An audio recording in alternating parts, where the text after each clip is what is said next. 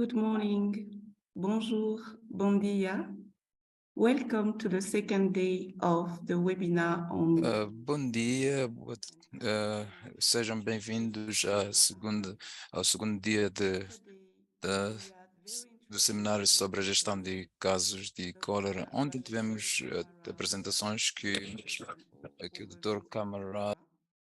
She talked about the signs and symptoms, diagnostic, treatment, and prevention measures for cholera. I took you through the clinical management of cholera in treatment facilities.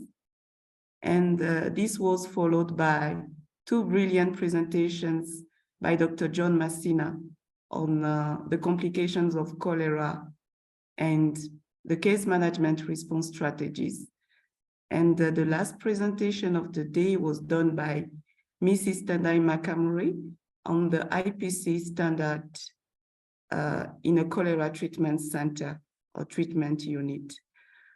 So today we are going to continue with presentations on WASH, IPC, and risk communication and community engagement. And we will have a country experience session with two countries, the Republic of Niger and the Republic of Malawi. So I will now give the floor to Professor Babakar Ndoi to take us through the housekeeping rules. Professor, over to you. Well, thank you very much, Dr. Emi, for your introduction. I'm just going to give you the housekeeping rules. The first is about question and chat. You will use the Q&A feature for question regarding the topic and presentation. Use the chat feature for question regarding IT and logistic. Next. For the interpretation, it's available in English, French, and Portuguese by clicking the button interpretation. If you click, you have to click and choose the language that you would like to hear. And to hear the interpreted language only, click mute original audio. Note that it does not constitute an authentic. Next, for the live transcription, click on live transcript and choose show subtitle, and caption would appear on screen. To close the caption, click hide subtitle. Regarding to recordings, material, and feedbacks, the session is being recorded and your attendance is consent to be recorded. Recording will be shared after the session in English, French, and Portuguese. The session material, including session recording, will be emailed to the participant in the day following the webinar. Your feedback is important to us. A survey will be shared at the end of the section. Next. Data use. ECHO collects registration, participation, question and answers, chat comments, and poll responses for this program and share with WHO. Your individual data will be kept confidential. This data may be used for reports, maps, communication, survey, quality assurance, evaluation, and to inform new initiatives. Thank you very much. Over to you, Dr. Emi. Thank you, Professor. The first presentation of the day will be done by Mr. Gimbayo. Mr. Gimbayo is a technical officer, WASH focal point at the WHO Regional Office for Africa. Guy, welcome. Over to you. Good morning, everyone. I wish something can be done for the volume. The sound seems not to be good. I don't know how you are getting me there. You are loud and clear, Guy. You can Wonderful. go ahead. Allow me to share my slides.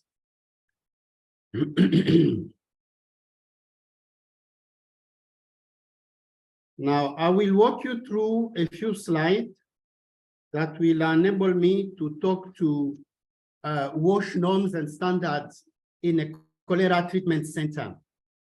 As you know, whenever we have an outbreak of cholera, the area that is dedicated to attending to any case is usually a high-risk area.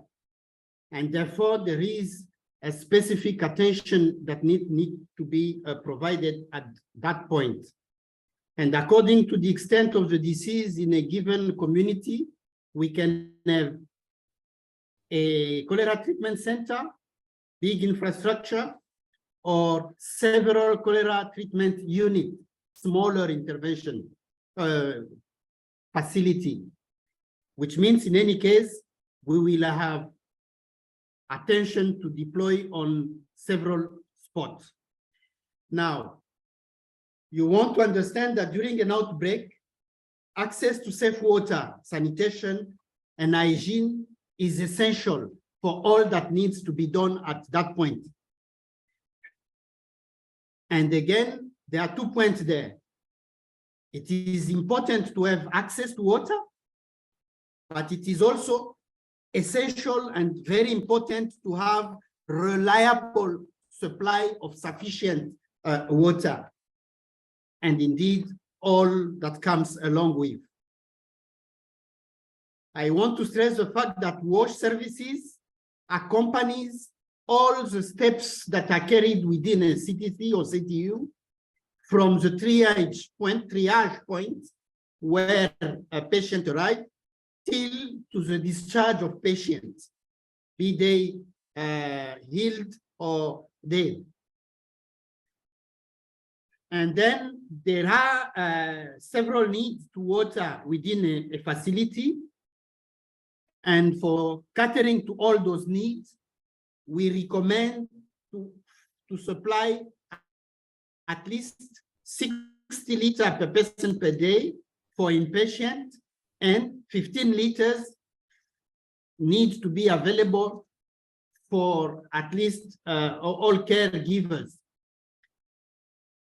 which call more or less, which gives you a guidance on what should be the volume of water available all the time within the facility.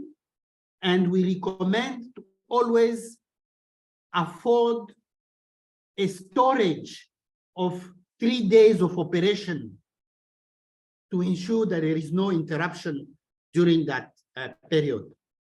Availability of drinking water is key, and then of oral ORS is also very important because it's a key ingredient to attending to case that you have in the facility. Now, as for water quality, there are critical parameters to look after.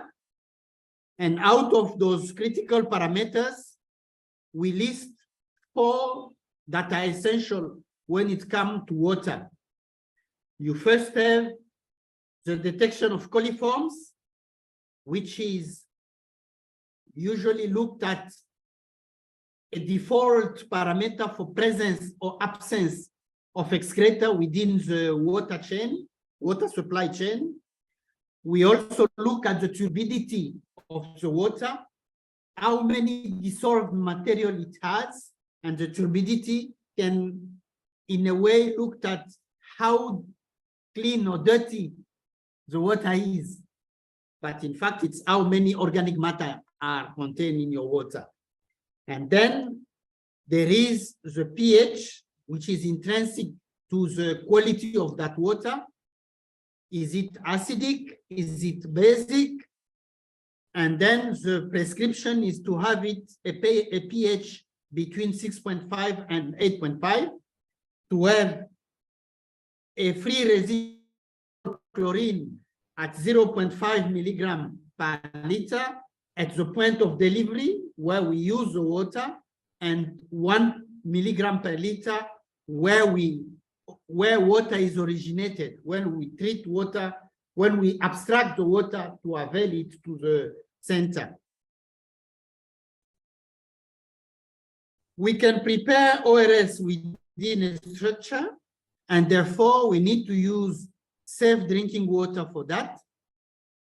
And again, during an outbreak of cholera, the silver bullet is actually the use of chlorine or chlorine-derived products. And when we use chlorine solutions, we have three different type of solutions that we want to use in the facility. One for hand disinfection, that is the weakest one, 0.5. For all cleaning that we have within the facility, surfaces, containers, PPEs, etc., we recommend to use a 0.2% solution and the 2% for body cleaning. We have in the previous webinars, I think, explained how to come to those solutions. It's also pretty easy. Now, in terms of sanitation, because the risk is not only contained within water, but in fact, within all the bodily liquids and goods that come into contact with confirmed cases. So we recommend an acceptable ratio of latrine that would go to 1 latrine to 20 people. We require at least 1 latrine to 15 people for the inpatient area where people just come and go, not stay put in the facility. And we recommend 2 latrines at least for staff in the neutral zone, the clean zone, and 2 latrines for visitors. Again, here, we want to take care of gender as well, as we attribute the use of those facilities. When it comes to showers, we talk about 1 to 50 cubicles per person. No, I meant to say 1 cubicle for 50 person, at least, where they could a shower.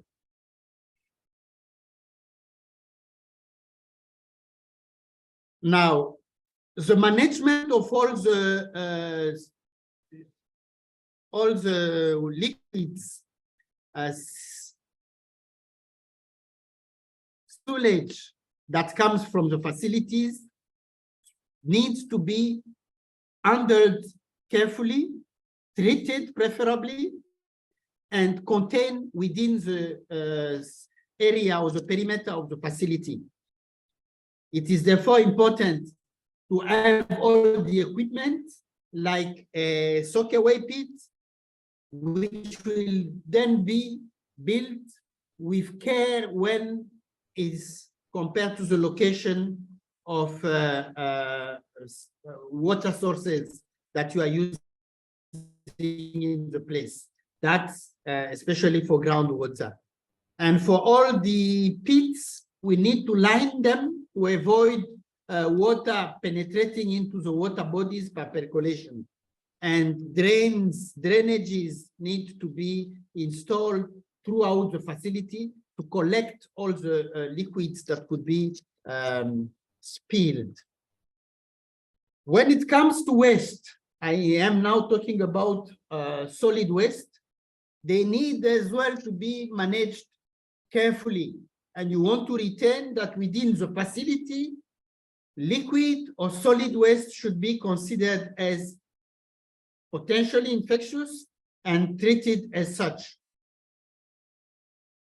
There is indeed a segregation that is made, especially between the shops, the contaminated waste, and any other type of waste like the domestic waste. And the containers need to be cleaned. And for that, I advised earlier that we need to use a 0.2% solution.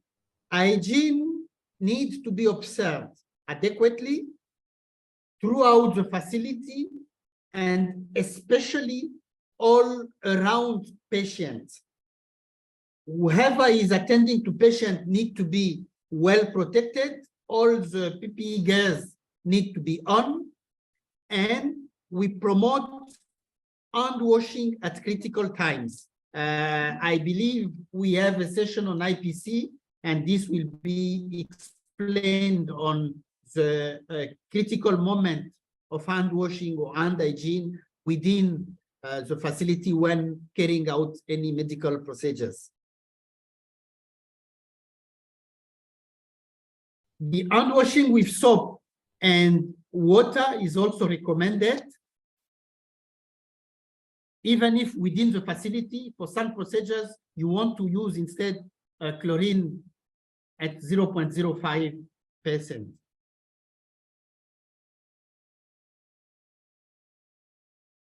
There is a need to ensure that whenever someone deceases, his body is handled safely, with dignity, and the practices need also to consider the context within which the community is living, but yet some guidance and a good line of communication need to be established with the community to understand that some changes might be required to be on the safer side. And that's how we are saying that community affected should be well informed on the precautions, well informed on the steps that will be carried out for the burial of their members, and eventually an association of some of them to the processes need to be organized. We need not to entertain big gathering for funerals, and we need to avoid as well to let the body be touched or to be mourned as we used to do whenever someone deceased in one of our communities.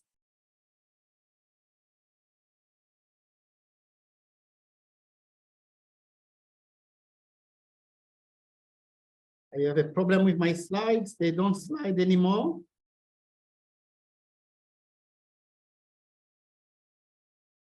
Oops. Small glitch. Let me come back where we were.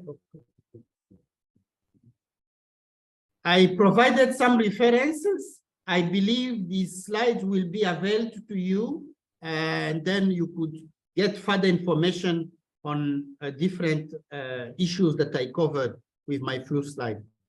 With this, I will stop here and thank you for your attention. Thank you, Guy, for the Emerson, back to you. And informative presentation. Thank you very much, Guy.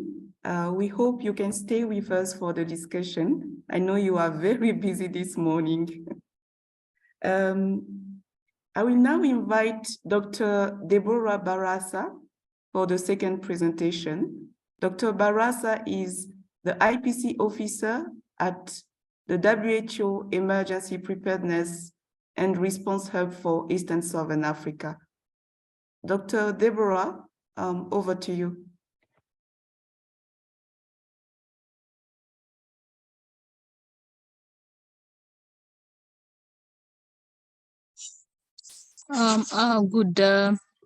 Good morning, good afternoon, colleagues. I hope you can see my slides and you can hear me.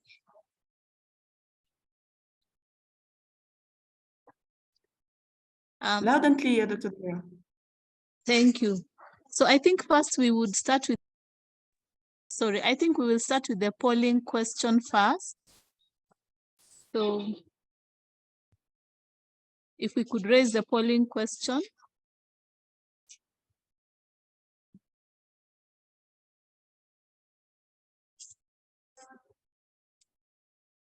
So the question is, have you ever conducted cholera treatment center assessment using the GTFCC assessment tool? So we would like to know, have you ever used the GTFCC assessment tool? So please give your answer as yes or no.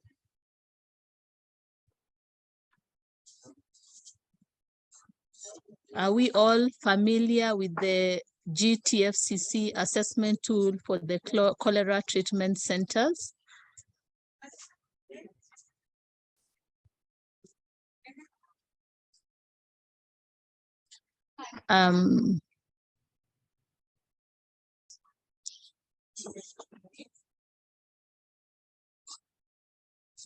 So we observe that 87% say no, while 13% say yes. So indeed, this is a time when we would really want to talk about the GTFCC assessment tool, its critical use, especially for cholera outbreak, and why we should be able to utilize it even in our setting. So I will close my video for bandwidth.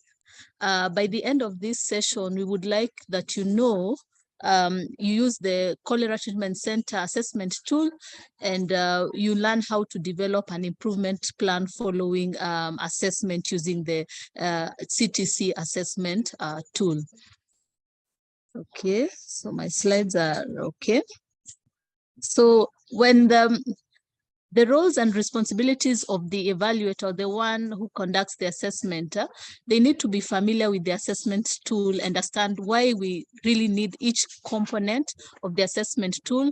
They need to identify priority gaps and therefore prioritize the most urgent actions, and have a capacity to develop an improvement plan following the identified gaps, and know how to use an open, respectful, and engaging and non-judgmental communication towards improving the capacity within the CTC.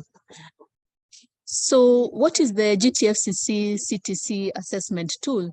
It is a rapid assessment tool used in the cholera treatment centers or the cholera treatment units to assess IPC case management capacity during the cholera response, and it has 40 variables.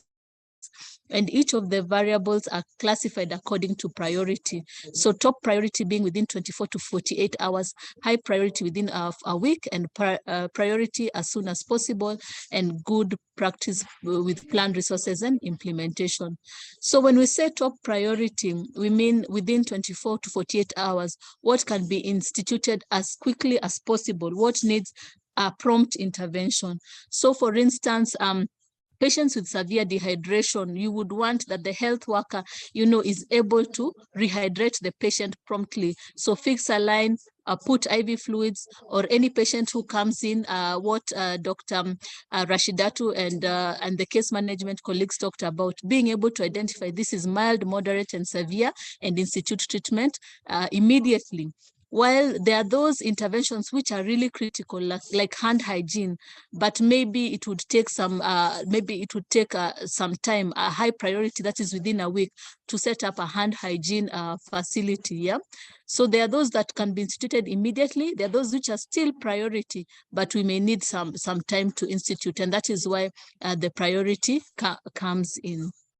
So the rationale of the tool is that it assesses the level of implementation of recommended IPC and case management measures to reduce risk of morbidity and mortality within the facility. And it's used when you have a suspected or confirmed case within the CTC, and it's used by trained assessors. We conduct an initial assessment of the cholera treatment centers, and then from there we develop improvement plan based on the gaps. And following this, we conduct supportive supervision and mentorship of the health workers within the facility to implement interventions following gap identification, and thereafter we reassess. So this is really a continuous assessment that is going on to ensure that we are really achieving good IPC case management capacity capacity within the cholera treatment center and the cholera treatment units. So a pre-assessment is really, when you come to conduct an assessment, first of all, you introduce yourself, why you're there to conduct an assessment, and then you go ahead and conduct an assessment. So during the assessment, conducting the assessment, you may have direct observation. So you may observe if the hand hygiene stations are there, how are the health workers, assessing the maybe severity of dehydration among others. And then you may look at the physical evidence, the records, like the screening records that would show a patient with acute watery diarrhea, case definitions for cholera in that setting, and so on. Mortality audits and the clinical summary of the case, the diagnosis, and so on. Then you'd have focused group discussions or discussions within that setting to identify if they have gaps, in terms of maybe managing cholera cases, or in terms of IPC, are they familiar with the moments of hand hygiene, and what are the challenges that they are observing in the CTC. And let us not forget that mentorship and supportive supervision is a critical element of the assessment, because if we are not able to guide the health workers as we identify gaps to institute those critical measures, then I think we'll not be able to close the loop. So feedback is really critical. We need to ensure if you're conducting an assessment and you're seeing a certain intervention is not being conducted, maybe a dehydrated patient is not on ORS, immediate institution of ORS, or maybe a severe dehydration is not on an IV line, then that is the time when you conduct mentorship, support, supervision to improve management. And so feedback to end users, administrators, what are the gaps? Are the hand hygiene stations there? Are we having a one flow system among others? So these need to be also communicated to the administrators, and we can have funds to support, improve the capacity within the CTC. So how to use the CTC assessment tool results? We should, the results should be used to identify, the tool should be used to identify gaps where action is needed to improve capacity, and assessors now develop an improvement plan for indicators that are a priority activity or score low. So I think this is a challenge that we faced. We have some countries, yes, they conduct assessment, but we are not closing the loop. We are not having improvement plans. We are not giving feedback to the end users. So let us ensure that we are really improving capacity within the setting. So now we move to the tool, and the first part of the tool is really to fill in the facility information and the evaluation information. So the name of the facility, the district, is it a hospital, a healthcare facility, is it a government institution, an NGO, etc. And then you can fill the name of evaluators. It's good to know the number of patients currently in the ward, so that we know even the ward capacity, the workload, the number of deaths. Mortality would also tell us, what would lead to high mortality in certain settings. So it is critical for us to also know that, and the CFR as well. So again, bed capacity and also the critical role of confirmed culture, at least one confirmed culture, so that we identify this as a cholera outbreak. So the 14 variables that are assessed, we look at the IPC standards, the facility layout, screening, admission and observation areas. We also look at the hospitalization area, the kitchen and the meals. As you can agree with me, that one can also propagate infection if the cleaning and hygiene is not observed there. Water, as Dr. Ngimbayo has talked about, latrines and showers. Again, we also have variables on waste management, dead body management, procedures, stocks. Yeah, so some areas you may lack ringers lactate. I think Dr. Masina talked about that, and so on. Or you may lack fluids, antibiotic, the doxycycline, and so on. So the stocks would be also critical for us to be able to have interventions immediately. Then the data management, staffing, definitely very critical. At times they are understaffed, and that can lead to high mortality. and as well as IEC and community services. So there are total indicators, there are 39, and each indicator, as we said, is categorized based on the level of priority, and the scores, yes scores 2, partially scores 1, and no scores 0. So there they are, and you can see how we are able to score by ticking, and then we have now the total score and the percentage.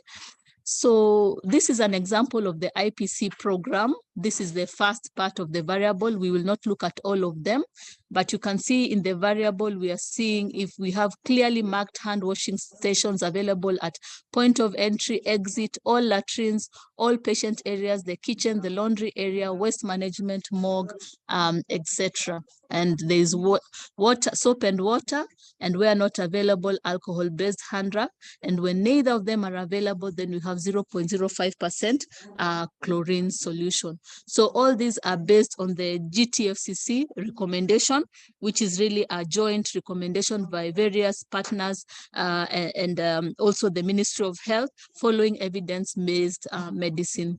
So as we said, then it's categorized as a priority, and these are the colors. So based on the priority, then we can have immediate interventions or interventions longing for 1 week. Okay. So, and maybe just to say again, the red, so would be critical maybe in the areas of IV, prompt rehydration of patients, some medications or stocks like Ringer's lactate, if it's absent, that would be really one of the prompt areas to address. So these ones were able to be categorized by the group to see which ones are priority and which ones are highest priority and which ones are of priority. So here we can say, like for hand hygiene, it's also critical to look at to conduct a direct observation or documentary review. So we look at the water, if there's clean water, if there's soap, and soap, if there's alcohol-based hand rub, as we said, or chlorinated water solution of 0.05%. We need also to observe how the health workers are conducting hand hygiene. Are they observing the 5 moments of hand hygiene, and what is their technique? Are there presence of posters of hand hygiene techniques within each hand hygiene station? So those would be also critical things to observe when one is conducting an assessment. And that one you can incorporate in the comments if you have challenges in the same. So following the additions of the multiple variables, total yes score, and you get the total score, and then you get the percentage score. And a score of less than 50% is inadequate, 50 to 75 is basic, 75 to 90 is intermediate, and more than 90 is advanced.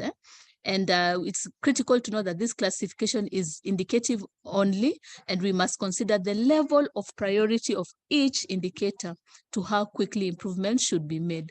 So you may have a facility that scores intermediate, but maybe they don't have Ringer's lactate in stock. Or maybe the health workers are not able to screen patients immediately and institute the right rehydration as recommended. So already that is a priority. So it's not all about the scores, but the priority and the interventions, improvement plan, and having interventions promptly. So follow-up, this consists of accompanying the CTC, CTU, and supporting the focal point in correcting the gaps. So we need to identify the gaps and then develop an improvement plan so that we are aiming for improved capacity within the CTC. So this is the improvement plan, which I believe is really critical. It's not all about assessment, but developing an improvement plan. So here we are saying, what are the indicators that are not meeting standards from the various variables, and which ones are top priority, that is within 24 to 48 hours, which ones are high priority, and which ones are priority, and which ones are good practices. So the assessor will be able to categorize them, and they will be able to share with the facility colleagues, the health workers, the end users, administrators, among others, for improvement.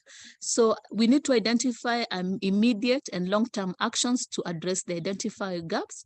And again, it's important that we assign the persons or person responsible for addressing the gaps. We are not leaving things hanging, but we are sharing that the facility, that these are the improvement gaps, and this is the person who will be responsible to institute. And then we set up deadlines and plan a follow-up evaluation following the guidance from the priority activities. So by that, I believe we'll be able to support the healthcare facility. And by developing an improvement plan, conducting supportive supervision, mentoring, and also having immediate interventions, then we can conduct a re-evaluation, and gradually we can improve capacity within our healthcare settings. So that is it from me, and thank you very much. Over to you, Emma. Dr. Deborah, thank you very much. Thank you. So before we move to the next presentation, let's have another poll.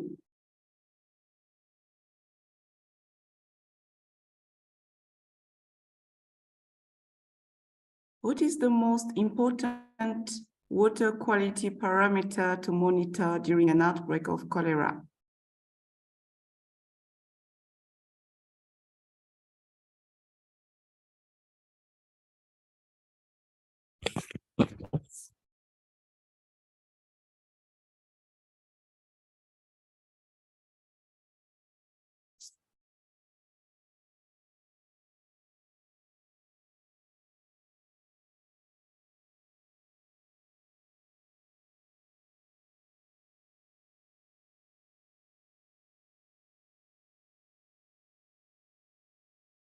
Merancian, are you facilitating the administration of that question?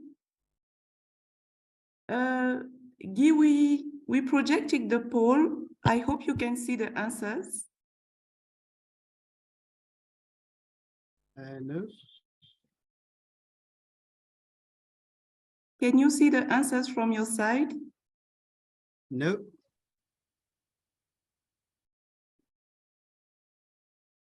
Ah, yes. Okay.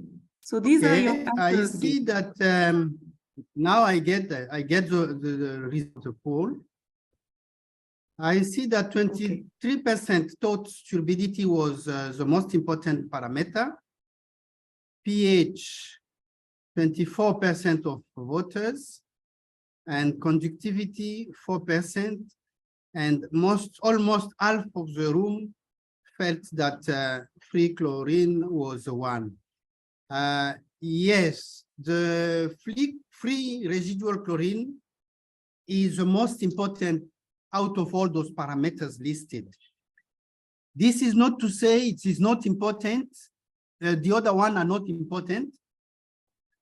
But again, the silver bullet we use for outbreak of cholera is chlorination of all the water that we use.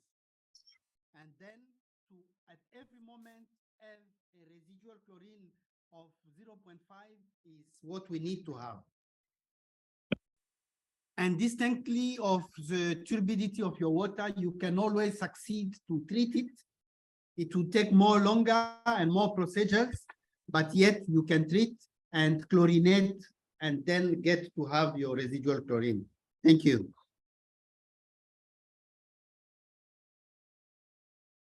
Thank you, Guy.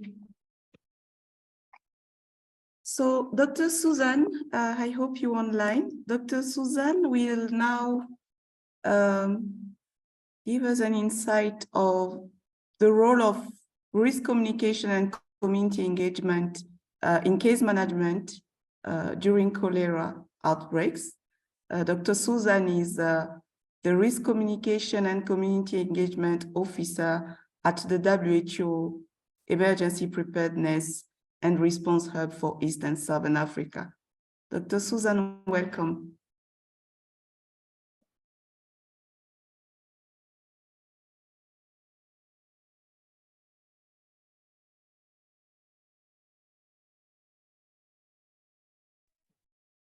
Thank you very much, Emmett. Sorry for that brief delay. So I'll put on my video briefly and then put it off so that my network does not drop. I hope I can be heard clearly. So risk communication and community engagement is key, plays a major role, not just in community, not just in case management and IPC-WASH, but overall, almost everything that goes on requires risk communication. And what we do is largely informed by what the other pillars, for example, are doing. So what we do is help them communicate this and amplify it so that it gets to everyone and also to specific population groups that need that information or need to support it to conduct various activities.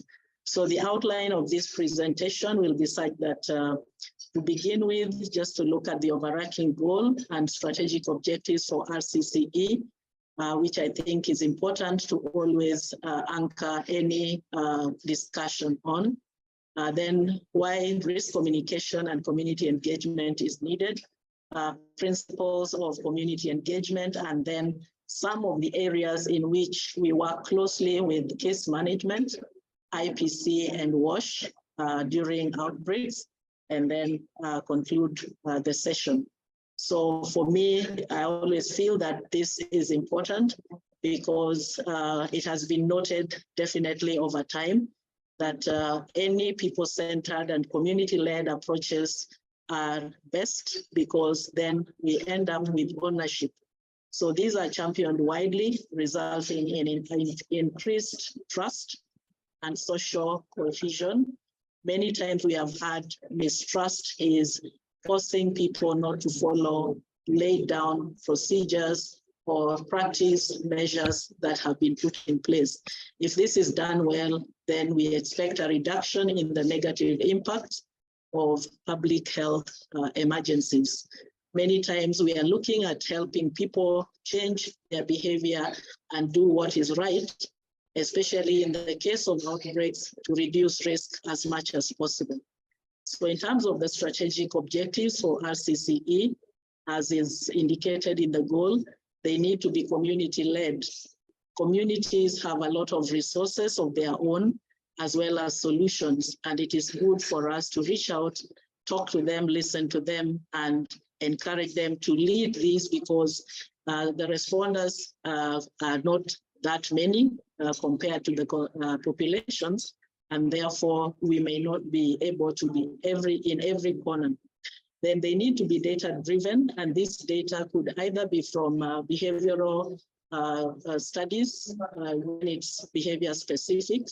We also need data from the, say, surveillance team, for example, where are the most cases, which are the hotspots, so that we can focus our energies and resources in those areas that are most affected, in the process also stopping the spread to others. But of course, it is important to understand what the community thinks, what they are doing, and most importantly, why they are doing what they are doing, or maybe not even doing what we want them to do. And then reinforcing or strengthening local capacity and solutions. And then the importance of collaboration, not just among responders in RCCE, but also collaborating with others as we are doing right now in this webinar with the case management and IPC-WASH, because most of the structural issues that affect or impede change in behavior are really beyond communication and engagement by one sector. So multi-sectorality has to be promoted. So why are we looking at this? And of course, I'm sure we've heard a lot about infodemic management. There's a lot of infodemics, and why is this? We are living in a century of all information. Everybody has access to everything happening in every corner of the world. we are more or less in a global village, especially with social media or electronic materials. So there's that existence of several free media that people can tap into.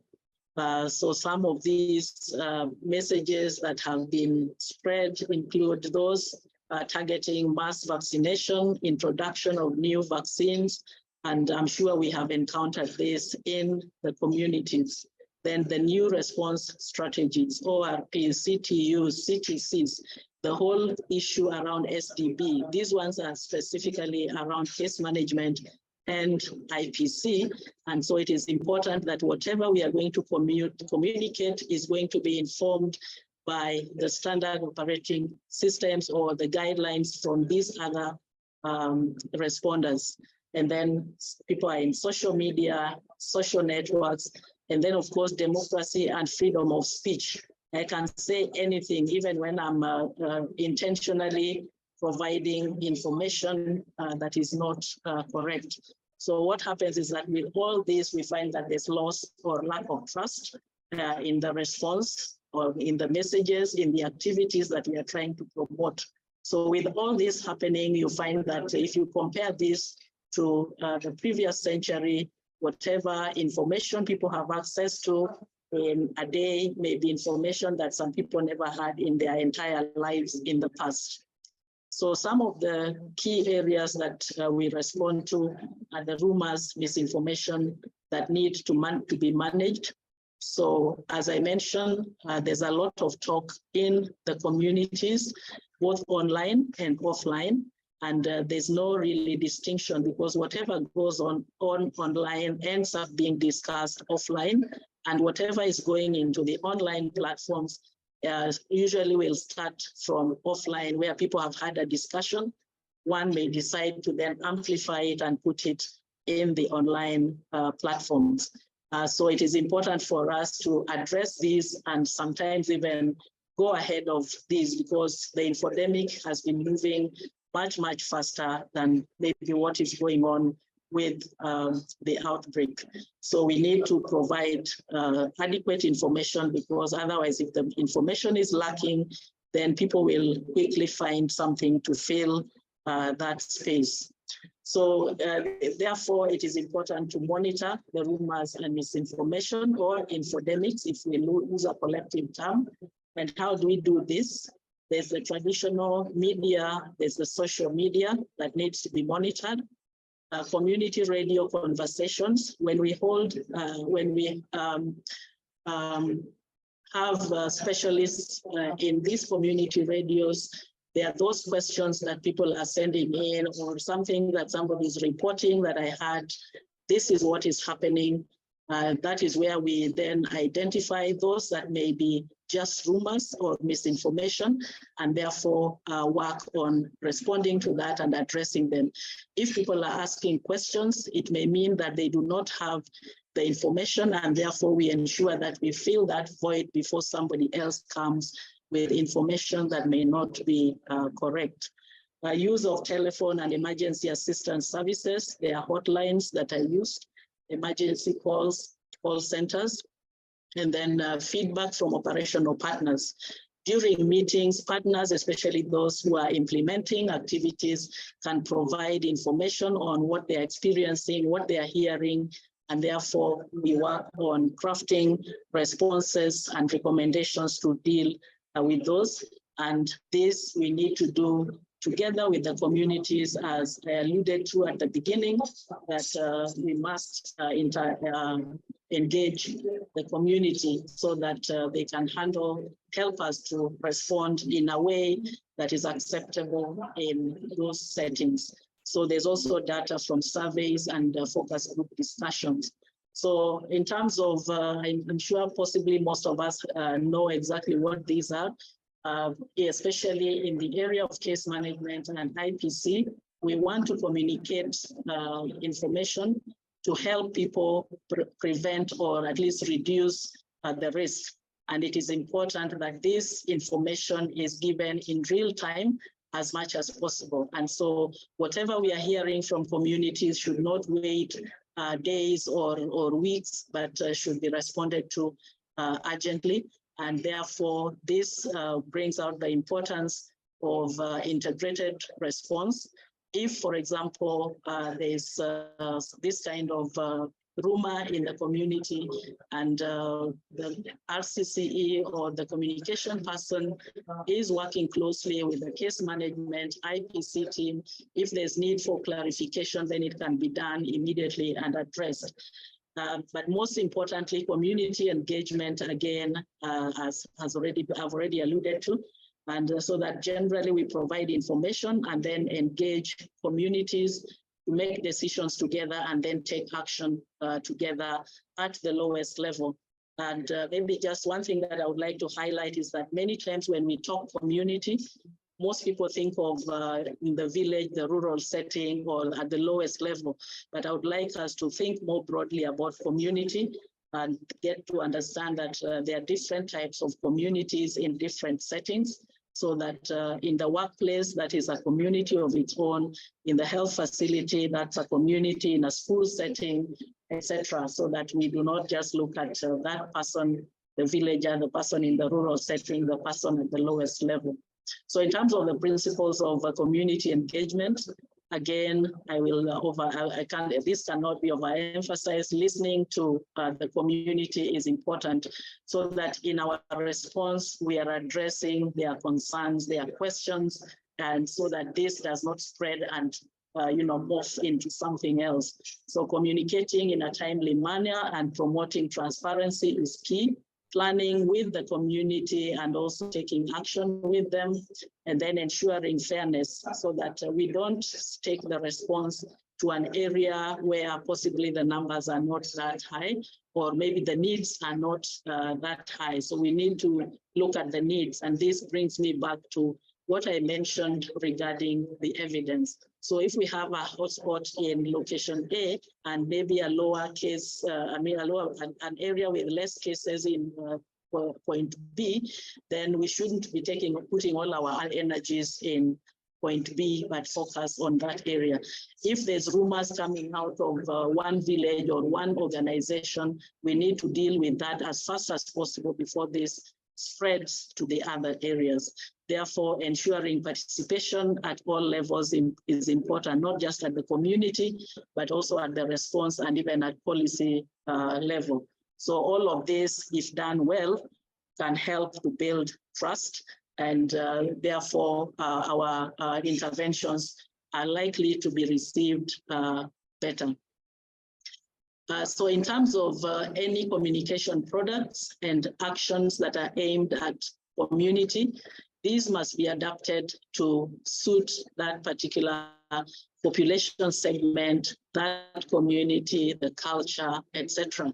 So we have various settings, like as I've already alluded to, and therefore in response, we must address them in their unique manners. For example, a prison setting or the marketplace or learning institutions, they have different needs, and therefore we must pay attention to what is required in those specific areas. Religious institutions, these are real partners in this, and they have very large numbers in their congregations, and therefore if you work closely with them, they can help us even to craft messages that resonate with that religious entity. Level of education, age, sex, socioeconomic status, among others. Language, very important. Of course, most of the time, guidelines and all may be in English, but we know that when we get to countries, to the community level, whatever community, then we must ensure that we are using a language dialect that can be of help to that community. This is one area that is normally overlooked because it tends to be expensive, especially when you have to go further, but very helpful even with community radios, which people tune to and speak in their local language, local dialect, and therefore it is easier for them to partake of the messages there. The most appropriate means of communication for them, what works best for the youth, we should most of the time assume that social media is good for them. But is this working for, say, the nomadic populations or people deep in the rural areas who do not have gadgets to use? So that needs to be considered. Again, that is about data. Where is it that people have the different channels that they can be reached? Using trusted and accessible channels as well as stakeholders, the materials, posters, etc., as much as possible need to be pre-tested before use and before mass production. Most of the time we tend to take shortcuts because there's hardly any time, but the pre-testing does not necessarily have to be elaborate. We just need to check with a few of the target population to see whether this will work, whether it is materials or even an intervention. So in terms of, something else that needs to be considered in terms of the considerations, the sociocultural and economic context of the community. So when we are setting up this community engagement, we need to identify the officials or leaders, natural leaders of that community. And this includes both customary, religious, and administrative. Holding stakeholders meetings to listen and to understand the community leaders is key. And once this is done, then we can work together with them to put a plan in place on how we are going to reach out to members of that community. So involve them in decision making. And then after that, it's also important to hold evaluation and follow-up meetings and share any report, any feedback on how things have worked, so that in any other event, we can use any lessons learned to improve any interventions. So trust is very key to address people's perceptions or even to get to understand them. They must trust you to be able to tell you what it is that they feel. And then we need to address this with empathy only, and this can only happen if we understand their position. So then in going into specifics to addressing the outbreak. So during the outbreak, RCC, risk communication is important or even essential, because it will help to make it, it makes it possible for us to quickly control the epidemic. Of course, ideally, we should be communicating these even before the outbreak. It will also help us reduce the risk of spreading the disease and also create awareness about personal protection and prevention measures, which of course go beyond the personal level. So what is it that needs to be communicated? The event, there's a cholera outbreak, and try to answer all these questions. What happened? How serious was it? In terms of what happened, we have had countries that are reporting that it only happened because somebody traveled from country A to B. And so how can that be addressed? And then the risk, how dangerous is it? I know cholera is a disease that has been with us for many centuries, and therefore some people take it lightly. So this needs to be communicated in the best way possible, and then action must be taken. It is not enough to tell people there's cholera, nor is it enough to just tell them it is risky or dangerous, but then what is it that needs to be done? And again, this is going to be tied to the guidelines that are available, so that we are speaking in one voice with the case management and IPC team. So some of the questions that would need to be addressed are these, because we also know that not everybody who is sick ends up, for example, in the CTC, and there are quite a number who are being taken care of at home. So it needs to be very clear on what the caregivers at home, who may not necessarily be trained, need to do. And those are the people we may need to reach so that they prepare adequately. On reaching target audiences, there are various channels, and I may not go into all the, I may not necessarily read through, but we need to be able to reach people where they are. For interpersonal communication, there may be need for home visits. In other cases, mass communication may be adequate, but basically these two need to go together. there's the information that is provided to the whole population, for example, or a whole region, but then there are those specifics that we may only be able to deal with when we have interpersonal communication, going to the homes or interacting in other areas. And then even within the other settings that I mentioned earlier, there's a lot that needs to be done through communication, which may be in meetings within an organization or even in other settings. So we collectively need to use all opportunities to be able to communicate about risk of not just cholera, but also others, and there are different ways that can be used. So what is it that we need to communicate in line with these two areas?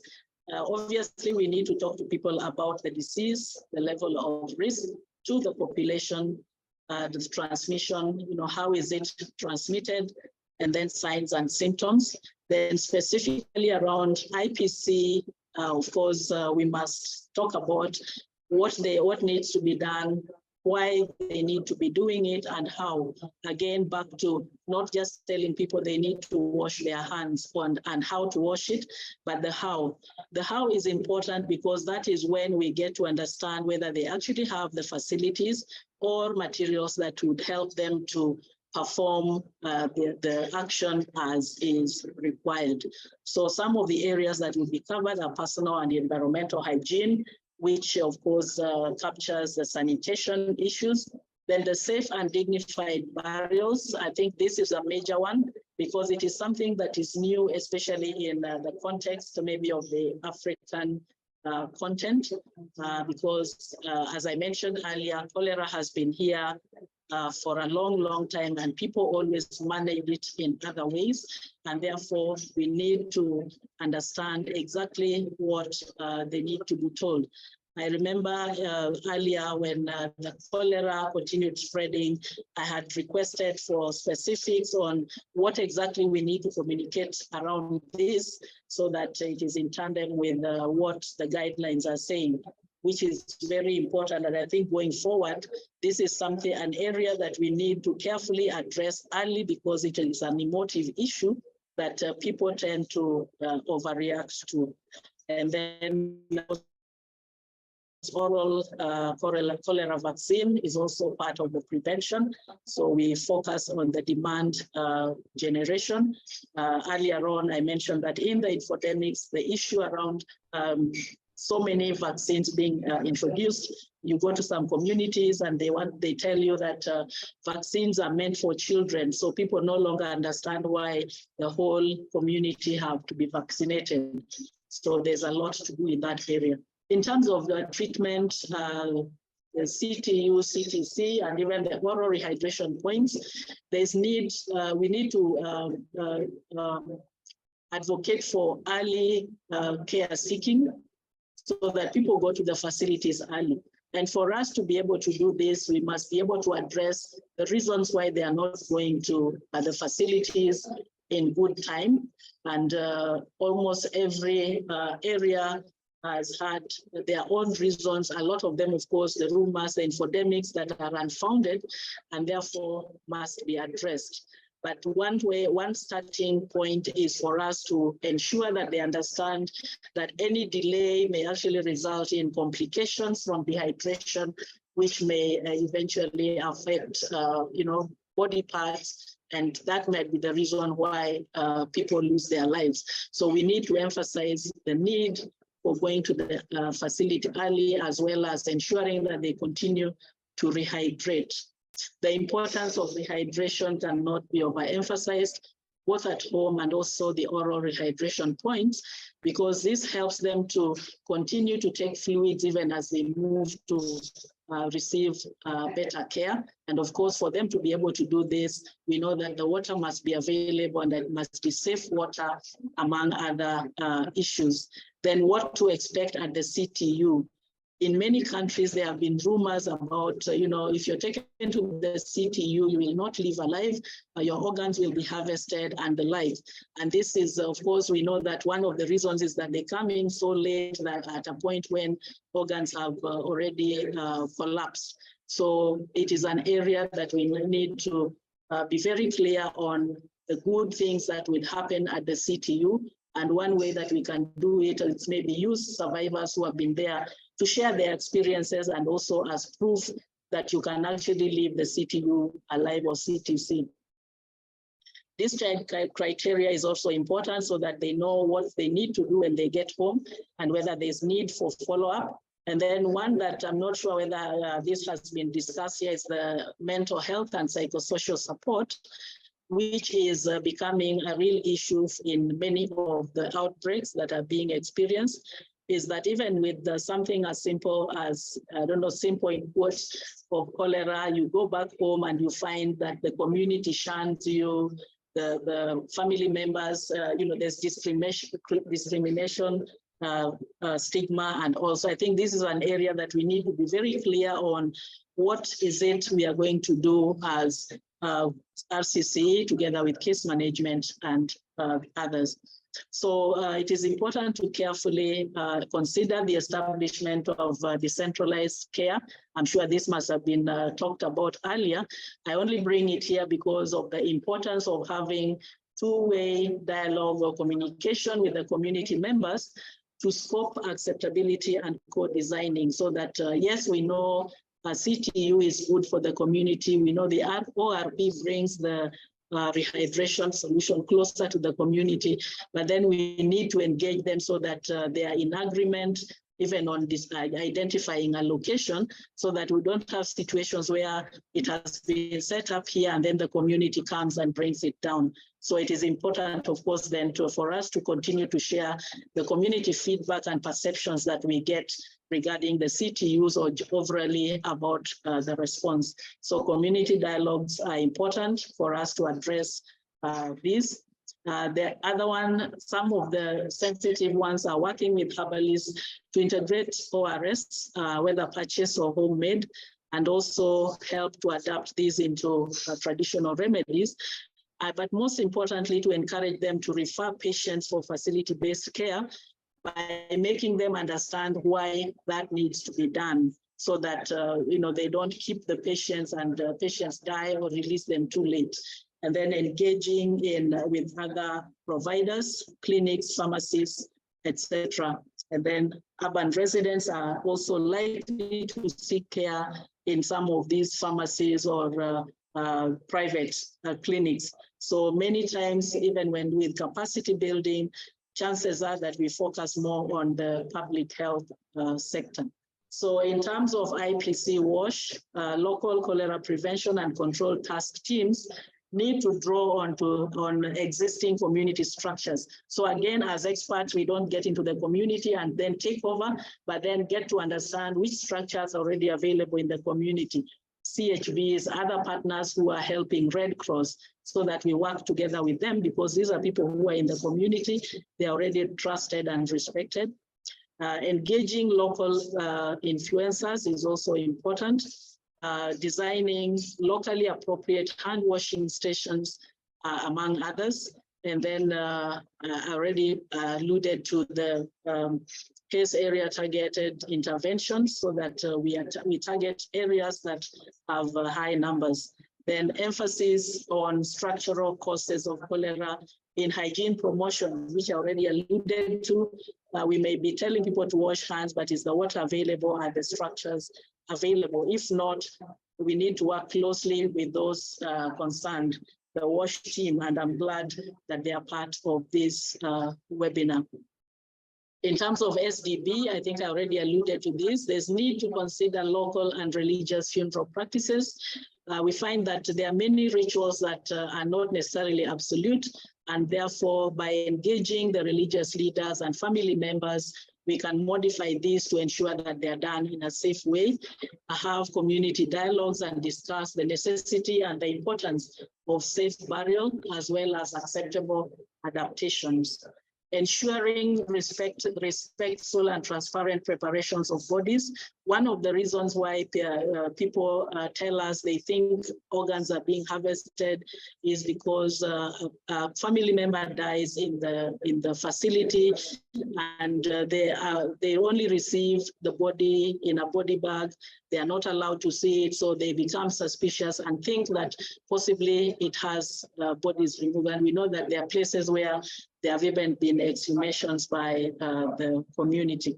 Allow family and trusted community and religious leaders to observe and participate in the process, and where possible, provide the protective equipment so that they can actually participate. And then allow healthcare worker involvement in the entire burial process, again in consultation with the family, with the community, and then engaging organizers of funeral feasts to ensure hygiene. Then, of course, other preventive measures, these I'm sure have been addressed at length: sanitation, use of latrines, etc., so that we don't have latrines that are in the community, but people are not using them because it was sanctioned by the chief or by the public health person. Observing food hygiene, very important. This was already alluded to. Cooking food thoroughly. These are the areas that we also must undertake, especially for prevention of. So these are just a few examples. On the left, we have food that is covered at the marketplace. On the right, of course, making sure that fruits and vegetables are washed properly, hand washing, and also drinking water from a safe source. So these need to be available for people to actually take action. So as I conclude, I've already mentioned that it is essential to have RCCE because it helps to drive change in behavior. But then there are so many other factors, and this requires us to work as a multidisciplinary team. It is important that this is done at all the levels of intervention, especially the community engagement, whether it is during preparation, response, monitoring, and also different levels of influence. Interpersonal, who is it who is influential? Who is it that will influence people to change behavior? How is the organization organized, whether it is a school or a workplace, community, whole of society? What is happening at the government level? And so RCCE, when done well, also helps to build trust among populations in the health response. And the last slide, I'm sure these are going to be shared. This is just a slide with some resources that would be helpful, and colleagues can refer to answer maybe some of their questions or to use to collect information from the communities. And I thank you. Thank you, Dr. Susan, for the excellent presentation. So we will now try to answer some of the questions live. We have a question for Guy. Guy, Eric is asking if disinfection of cholera dead bodies is still being carried out nowadays. Over to you, Guy.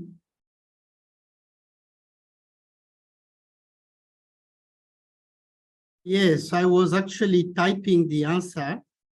And what I was advising the colleague was that there has been no formal changes to the guidance that we have, the written guidance that we have on hand. But the knowledge has evolved. We know what's wrong as a chemical chlorine does to the environment, and we recommend some caution as to reduce to the maximum the use of it actually. But yet, as per the guidance in writing, that is a practice that is still in place. Thank you. I have written that into the chat. Okay, great. I see another question. I think it goes to you as well. Are family members allowed to view the body at home on the day of the burial?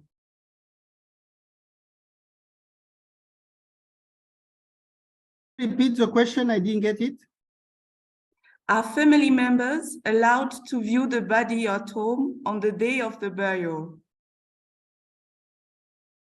Now, to that one again, it's contextual context knowledge of the people you are handling.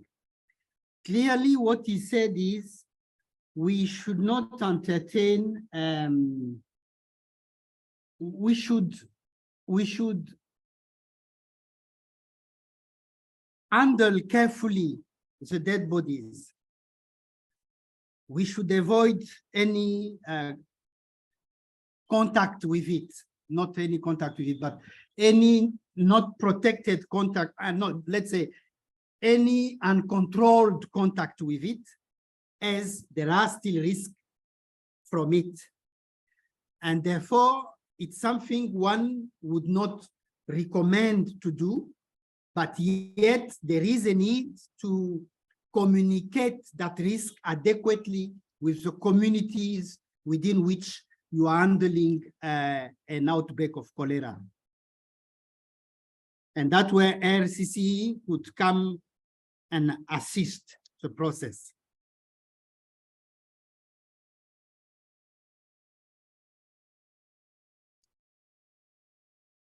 Okay, thank you. Now, sorry, now I will have also a question to Tialisi. What do you call to view the body? To look at it, or to view the way we view things as African, with hands, with eyes, with jumping onto it?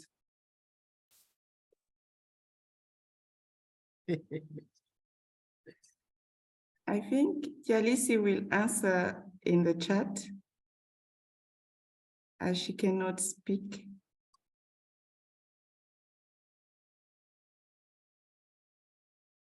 So we have 2 questions for Dr. Susan. Dr. Susan, I think you answered one of the questions. The other one is in French. So Dr. Susan, Eric,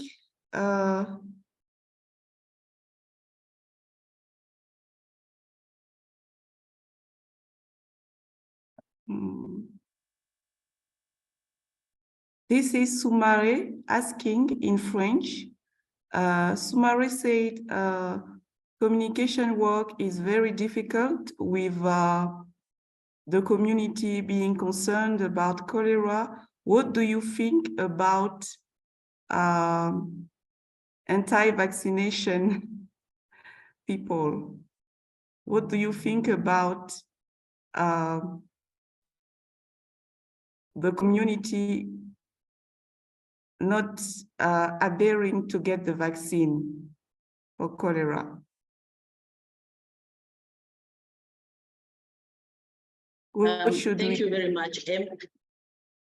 Okay, thank you very much, Emme. Yes, I responded to the first, there's a question from Ben, who wanted to know whether there have been studies, and yes, there have been for some of the countries. We have findings from Malawi, Mozambique, and Tanzania, and I'm sure there are more. So we can we can reach out and maybe share what is available.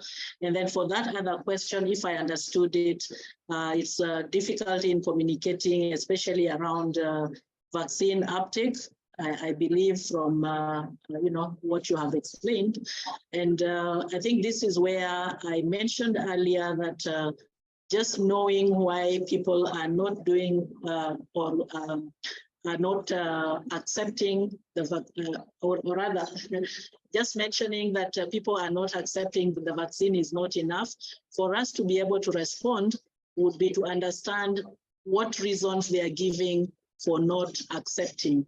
So that would require engaging them finding out what the issues are, and if they are just rumors, those should be debunked. If maybe it is lack of information, then that needs to be provided. And this is where, of course, we may need additional information from the vaccine pillar, among others. But I think, first of all, we need to understand the reasons they are giving for not accepting, because most of the time people will not just refuse for the sake of it.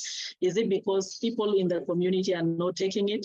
Is somebody telling them that it is not safe, which of course would not necessarily be true, and therefore, until we understand the reasons behind their refusal, we may not be able to address it. So I would encourage the team to reach out, ensure these are adequately engaged, use the local leadership. As we are saying, there are those who are already trusted in the community and most likely who have already taken the vaccine, so that these could be acting as examples of people who have actually had it and may not have had a problem. Chances are it is due to rumors that maybe they have heard from one place or the other that may not necessarily have been substantiated. Thank you, and over. Thank you, Dr. Susan. So Guy Tialisi got back to you. She said just to view, not to touch, just to view the body, because in our culture, it is a common practice to look at the loved one before burial. So are family members allowed to view, just to view, not to touch?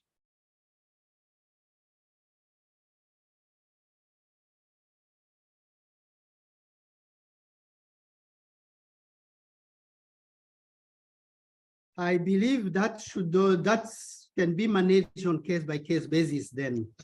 But again, there is, in any case, the need to confirm that the disease is so and so.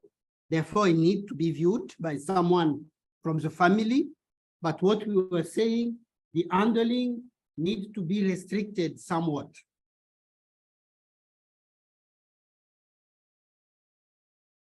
Okay.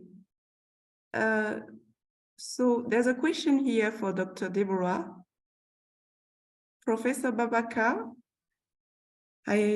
Yes. I am kindly requesting if you can help answer this question, as Dr. Deborah had to leave. So is the cholera treatment center assessment done by a multidisciplinary team or can be done by an individual? Okay, thank you very much for this interesting question. IPC is a discipline really cross-cutting, and maybe sometime is related to many disciplines. So the question at the first answer is yes, it is almost always recommended to use a multidisciplinary team.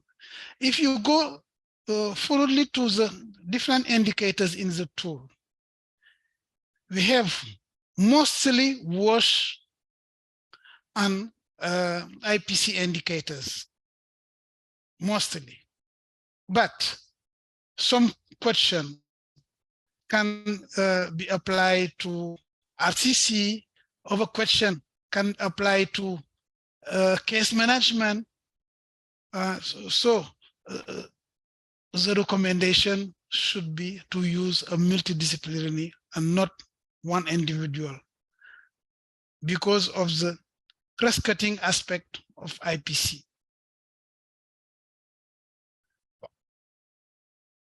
In some countries, multidisciplinary can also be different from country to countries, because in some countries, IPC-WASH are together, in other it's different. In some countries also, IPC and case management are the same pillar. It's different from other countries. So it is what I can say from this stage about this question. Over to you. Thank you very much. Thank you, Prof. So in summary, you recommend a multidisciplinary team? Yes, basically. Thank you. So colleagues, You can type your questions in the chat. The panelists will answer. So yesterday we had one of the participants who requested that we share good practices and lessons learned in managing cholera. So we will now move to the country experience sharing session. And we will start with Niger. We have here Mr. Zaneidu Maman. Mr. Maman is the head data manager in the Surveillance and Outbreaks Response Department from the Ministry of Health of Niger. Mr. Zaneidu will do his presentation in French, but you have the interpretation button for English and Portuguese. So please, you can use them. So Mr. Zaneidu, we are honored to have you. Over to you.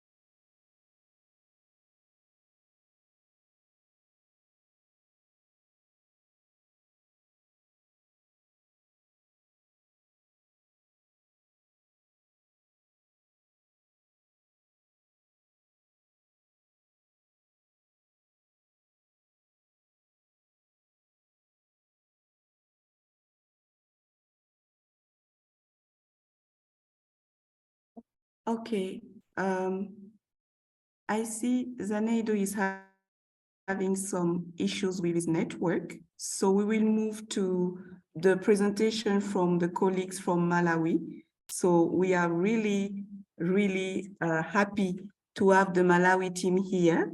The presentation will be done by Dr. Yanko Madula Luwe. Dr. Yanko is the acting deputy director for curative and medical rehabilitation services. She's responsible for this section in the emergency response and disaster management department. We have Dr. Ivy Chilingulo, she's quality management officer. And we have Dr. Owen Musopole, who is the deputy director for quality management.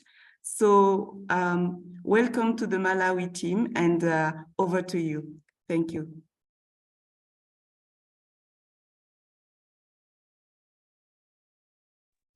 Thank you very much, Dr. Elu.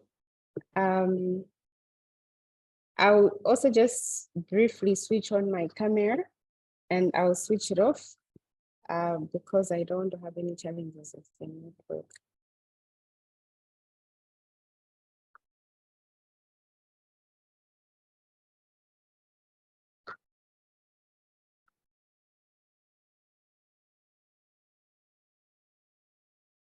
Right.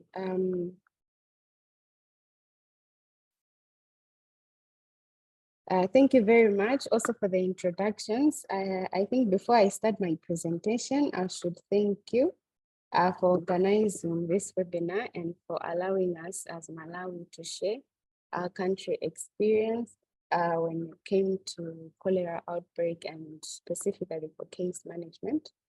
I should also thank the WHO office for the financial and technical support that you rendered to the Ministry of Health and specifically case management. We're very grateful for the support that really has assisted us to reach this far when it comes to the cholera response. So as you're all aware, and we were the presentation that Dr. Shidatu made yesterday, that Malawi happens to have reported most of the cases, about 58,000 cases, making it the country that has recorded most of the cases in Africa, and I should believe it should be in the whole world, at least for this outbreak. So indeed, we've had a tough time, but to just help the group understand the health systems, how they are arranged in Malawi, is that we have the 3 levels of care: the primary, the secondary, and the tertiary. And when we have cholera outbreaks, usually it's just the primary level of care and the secondary level of care. So the tertiary doesn't really manage cholera cases unless they're complicated or maternal or pediatric cases. So the primary level receives most of the cases. Meanwhile, in ideal situations, these facilities do not even handle inpatients. So they don't have inpatients unless some few facilities, other facilities that only deal with maternal cases. But for general cases, they do not have inpatient cases. So they are characterized by having a few HR, human resource capacity, and supplies, because they usually don't have inpatients. So as to an overview, just an overview of where we are with the cholera outbreak. As of 21st May 2023, on this day we recorded 13 cases, and cumulatively we're at 58,751 cases. Cumulative deaths 1,760, and on that day we had 24 patients admitted in the treatment units. We had discharged 7. So of note is that we have 14 districts that haven't reported in the past 14 days, which have tried to control the outbreak in those districts. But as Malawi, we have 29 districts, and all these have recorded cholera cases reported during this week. So given those details and the number of cases, and that's giving us a case fatality rate of 3, which is indeed one of the highest in continent. Just a view of where we're reporting most of these cases here in Malawi as of now during this phase of the pandemic. So where you see Sanje, Chipawa, Blantyre, these are southern region districts, as you can see also on the map. So this is the southern part. This is the part where it was also hugely affected by the cyclone Freddy, where there's a disruption of sanitary facilities, particularly in Sanje and Chipawa. They are now recording quite a number of cases, as highlighted here. 65.4% of new cases were reported from Sanje, Chipawa, and Blantyre, and typically these are cyclone-affected districts. Just an epic for us to appreciate where we are coming from as to now. So our first case was reported somewhere in March 2022, and we reached a peak somewhere in February, and now we're down the train controlling the outbreak. So our cases have decreased by 32.2% over the last week, and the last epidemiological week we recorded 2 deaths. So the deaths also have stabilized over the past epidemiological week. Just to appreciate the case fatality rate over the past week, we did increase basically because we are reporting a few cases and we're still recording some deaths, projecting a case fatality rate as high. But the other graph, this one, I just want us to appreciate where exactly these deaths are happening. So the green or turquoise being the facility deaths, we just see here that there's in this week there was a 50% ratio as to where the deaths were happening, but we had this week where all our deaths were happening in the facilities, which is actually what we want, and we'll see the indicators in the following slide. So On the demographics, we did an analysis on the line list data on this year in February, just to appreciate the cases we were admitting mostly in our facilities. So we see that the age group that was hugely affected was between 20 to 29, but also the 10 to 19 and 30 to 39 were mostly cases that were reported with cholera at the facility. Also on the deaths, we should appreciate that above 50 years old were mostly the ones that were dying, the ones that we were losing in the facilities, but also we cannot overlook the 20 to 29 age group. Dr. Yanko, sorry to stop you. So can you raise your voice or the volume of your device? We cannot hear you well. Okay, all right. Thank you so much. Is this better? Yes, definitely. Thank you. Okay. Thank you very much. Apologies for that.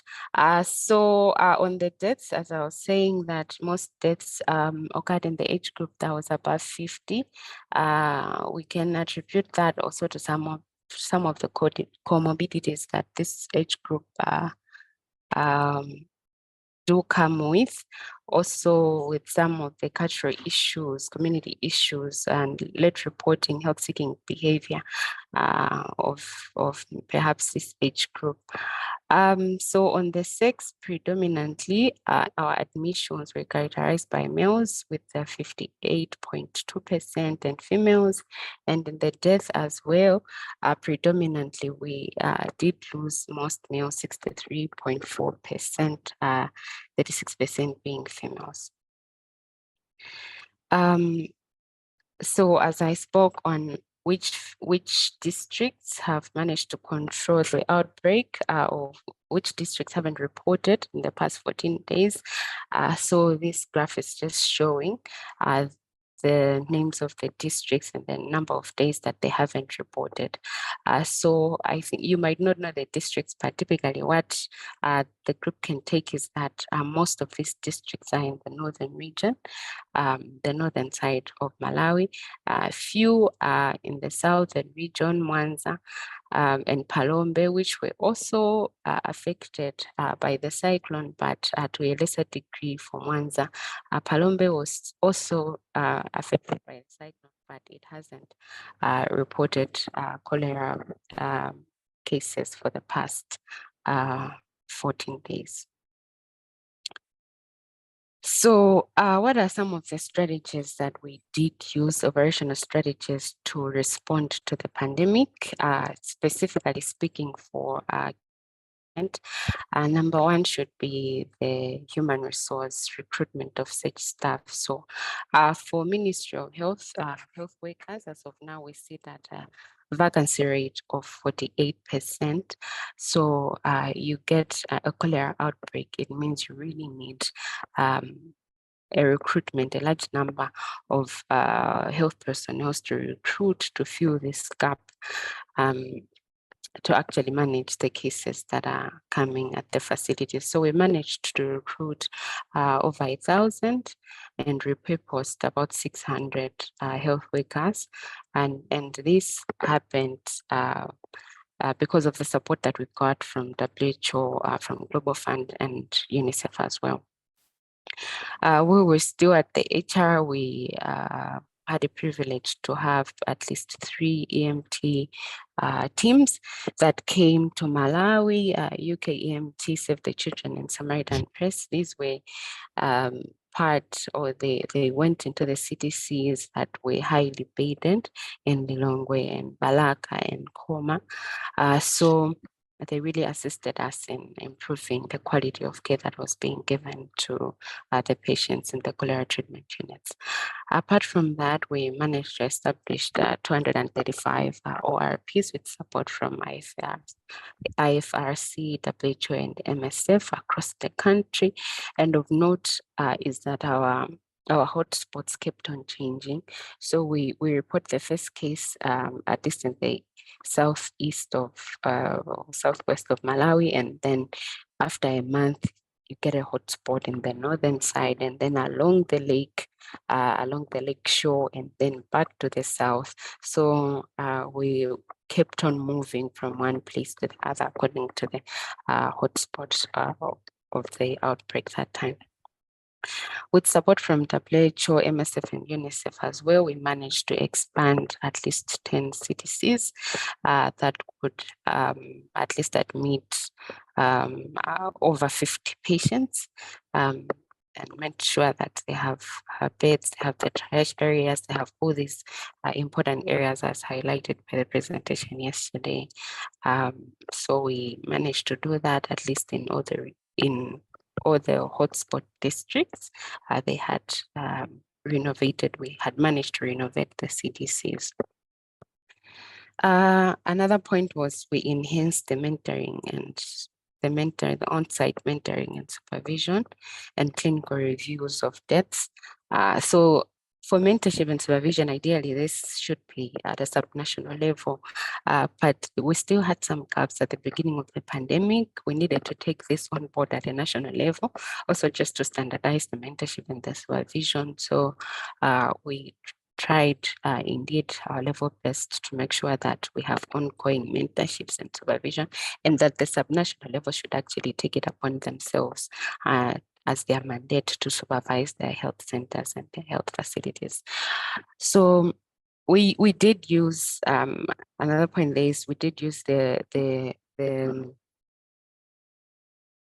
global cholera task force assessment tool that was presented, I said, by Dr. Deborah, is the one that we used, and it gave us actually outstanding reports that we tried to work with, and then it has really helped us actually to reduce the number of cases and to improve the quality of care in our facilities.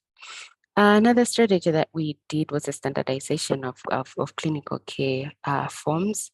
We revised, as you can see, our Malawi Cholera Response Manual and developed standard operating procedures for CTCs and CTUs, standardized or adopted these clinical case report forms, weekly facility weekly stock forms, and staffing and bed capacity monitoring forms. And because these are usually paper-based, I tried to print out and distribute them in all facilities that were housing or reporting or recording or admitting cholera patients. So we also conducted trainings in case management. We first had a TOT, and then we cascaded down to the districts. This was going also hand in hand with the mentorship and supervision.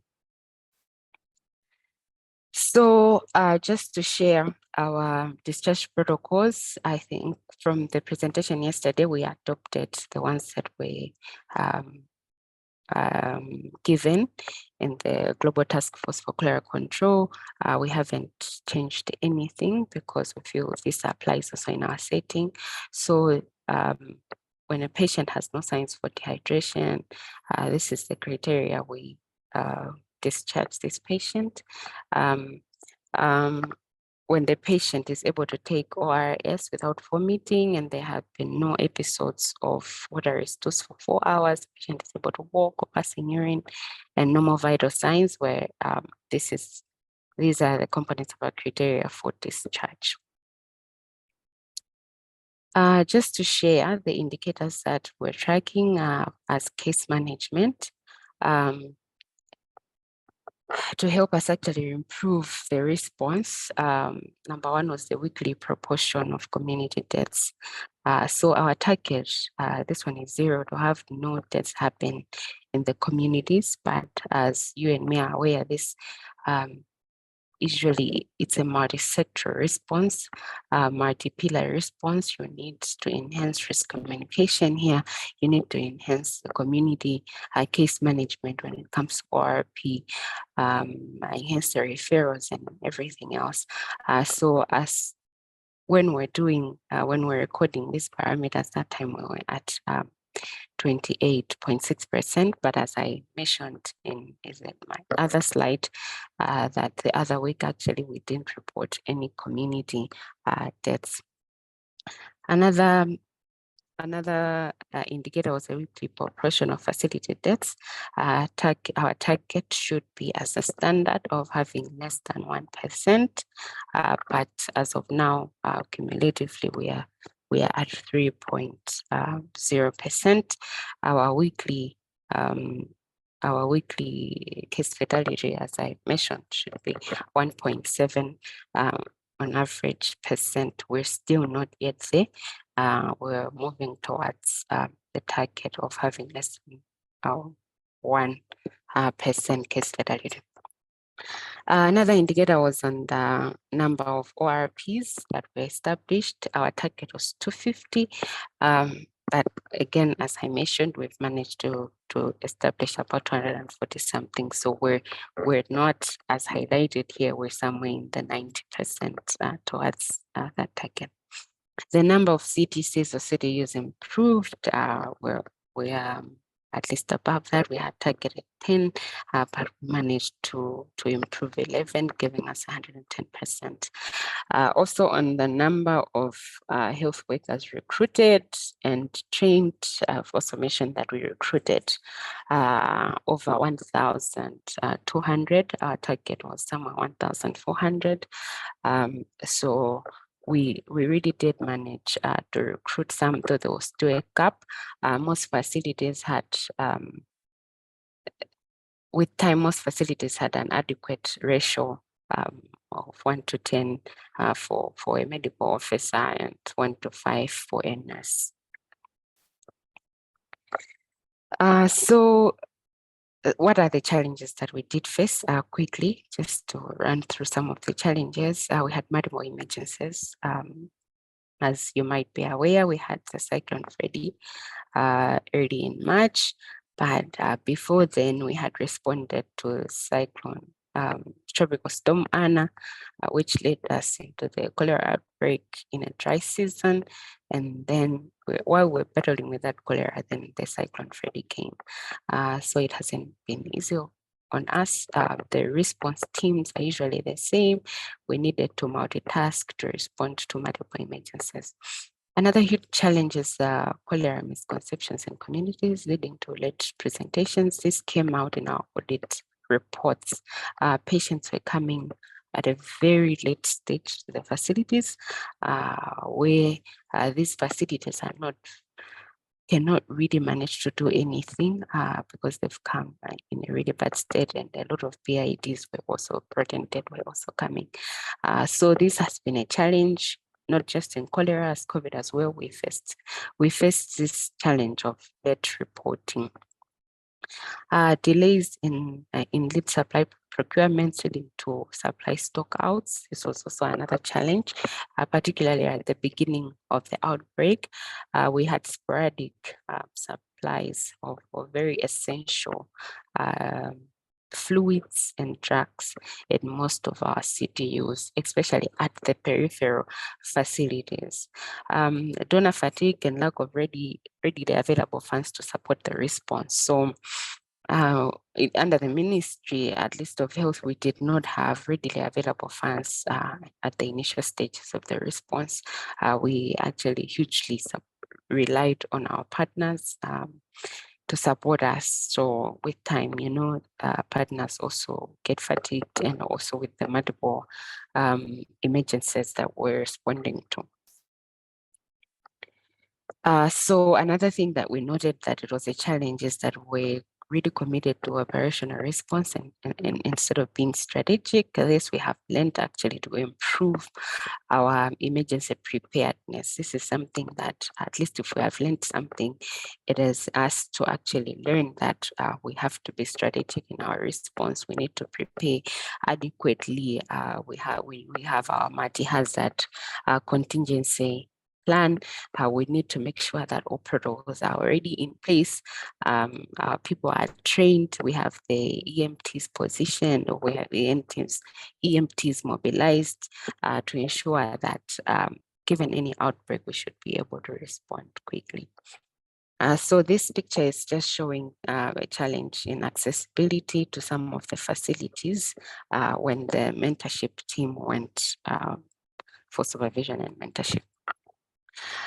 Just a briefing quickly on the OCV vaccine. We've had 2 rounds so far. So this is depicting the round that we've had this year. From April to May, we had a target population of 1.4, and with our coverage after the campaign was 74.5%. The graphs are just showing which districts did better, and I'm sure there's still room for improvement to make sure that at least we hit the 90% coverage. This is also just showing another round that we had last year in 2022 around May as well. We were given these doses, and these are the districts that were involved. Our overall coverage was also 70%. Due to some of the districts that poorly performed, but as you can see, most of the districts really performed very well. On essential services, changes in essential services, we did conduct an assessment to see.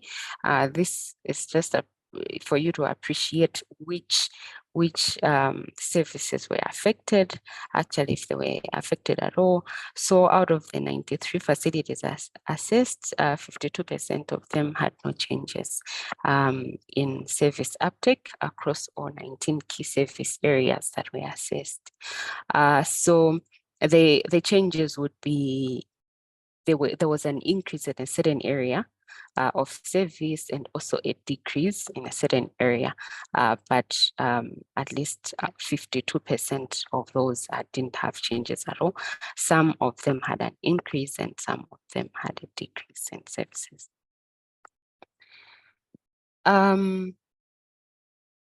think this is also just going through the challenges that I have spoken about, so I will not go much on this one, but I'll go to the lessons learned and best practices. So I think number one, and very critical as to the improvement of the whole emergency response, the coordination between important pillars, important departments, important ministries for you to respond to a pandemic is very important. And these platforms shouldn't be built when you actually have the outbreak. I think in a preparatory phase, this is a time to enhance this coordination.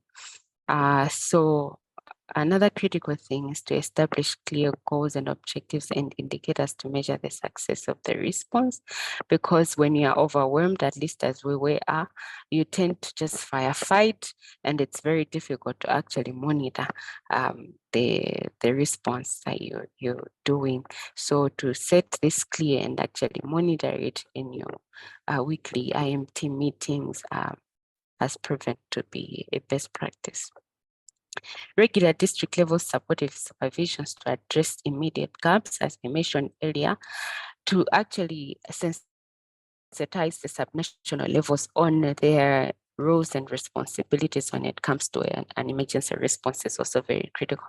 So yes, the cases are reported by the district, they report to the national level, but usually they have to be guided also on how, and you need to actually supervise as to what is their plan when it comes to supervision, how regular they have to do, how regular these supervisions have to be done, actually instilling the ownership of the subnational level to actually supervise their facilities, to make it clear that this is not a role and responsibility of a national level.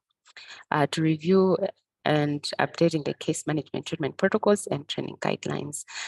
This is also very critical, as I mentioned, that it's better that we get it done way before the outbreak. When you have your contingency plan, you know your risk conditions or emergencies that you would anticipate.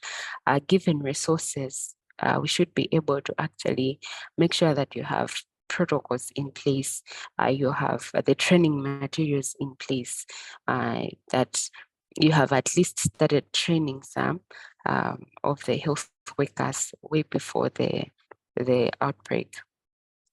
So on-site clinical mentorship of frontline health workers and on case management to improve on patient outcomes. Also having buffer stocks for CDUs and CDCs to avoid supplies ruptures and outstocks. In our setting, we didn't have supplies that we set aside for emergency response or for cholera. So that's why we had challenges in actually mobilizing and quickly procuring essential drugs in correct stocks, given the burden of cases that were being reported at the facility. Another best practice that we also noted, and I mentioned earlier, is the wide use of the Global Task Force application for cholera control by clinicians, and we tried to orient them in our trainings, especially for the district medical officers, on how to use this application, what information they can get, just letting them know that it's very handy and that they can use it for the cholera response. We did adapt the assessment too, as I mentioned, and we did conduct the supervision and also mentorship at the same time when we're doing the assessment. This really helped us also on the 14 parameters that it monitors to see which facilities are doing better and make an improvement plan. Another critical thing is deployment of clinical search staff to support the district reporting high number of cases. This is very critical and also is a challenge, especially when you're repositioning, because it usually depends on the contract that you have drawn with these people and what services they are going to offer. So another success story and the best practice that we've had or managed to do with support from WHO is to establish a Malawi National EMT, and we were trained by the, I think, AFRO, and we actually, the training materials were tailor-made for cholera, which for us is a plus, and we've built capacity in that area. Provision of cholera case management job aids in facilities and fluid management charts, also very important when it comes to case management, to make sure that these are actually displayed in various facilities for health workers to use very handy. Conducting death audits for the deaths that have happened at the facility, indeed, and we really did manage. We've audited quite an amount, I think above 70% of our deaths we've managed to audit, and we have reports also for that one, and tried to actually work with them, work with the recommendations to improve the response. As I mentioned earlier, an integrated approach and interbilliar coordination, surveillance, IPC, and WASH and RCCE to address issues related to health-seeking behaviors, very, very critical. And this was a challenge, as I mentioned earlier on. Setting up ORPs in areas reporting high number of cases and in cyclone-affected districts, this also is very critical. And the earlier we set ORPs, the better. So for us, ORPs came in at least a bit late in the response, but we have learned that actually from the onset of the pandemic, when you have a community that's actually reporting quite a number of cases, then that should be enough for us to actually set ORPs and referral protocols clearly in those areas. So as I mentioned, established clear referral pathways between the ORPs and CDUs, also very critical, because if there's a gap, then we lose a lot of patients in between, we lose a lot of data as well. One thing also that we have learned and that we appreciate, as with my opening statement, was on stronger partners coordination. So our partners are part of our EMTs, our case management teams, or any other pillar that is responding to the outbreak. And this actually helps us to actually put our costs together, respond, mobilize resources, respond to any other emerging issues. This should be my last slide. Thank you all for the audience.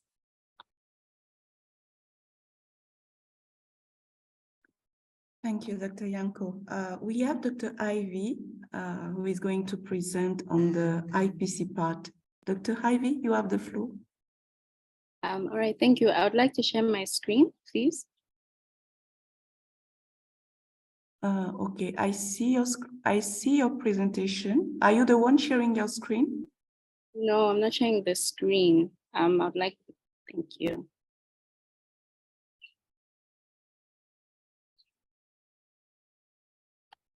Right.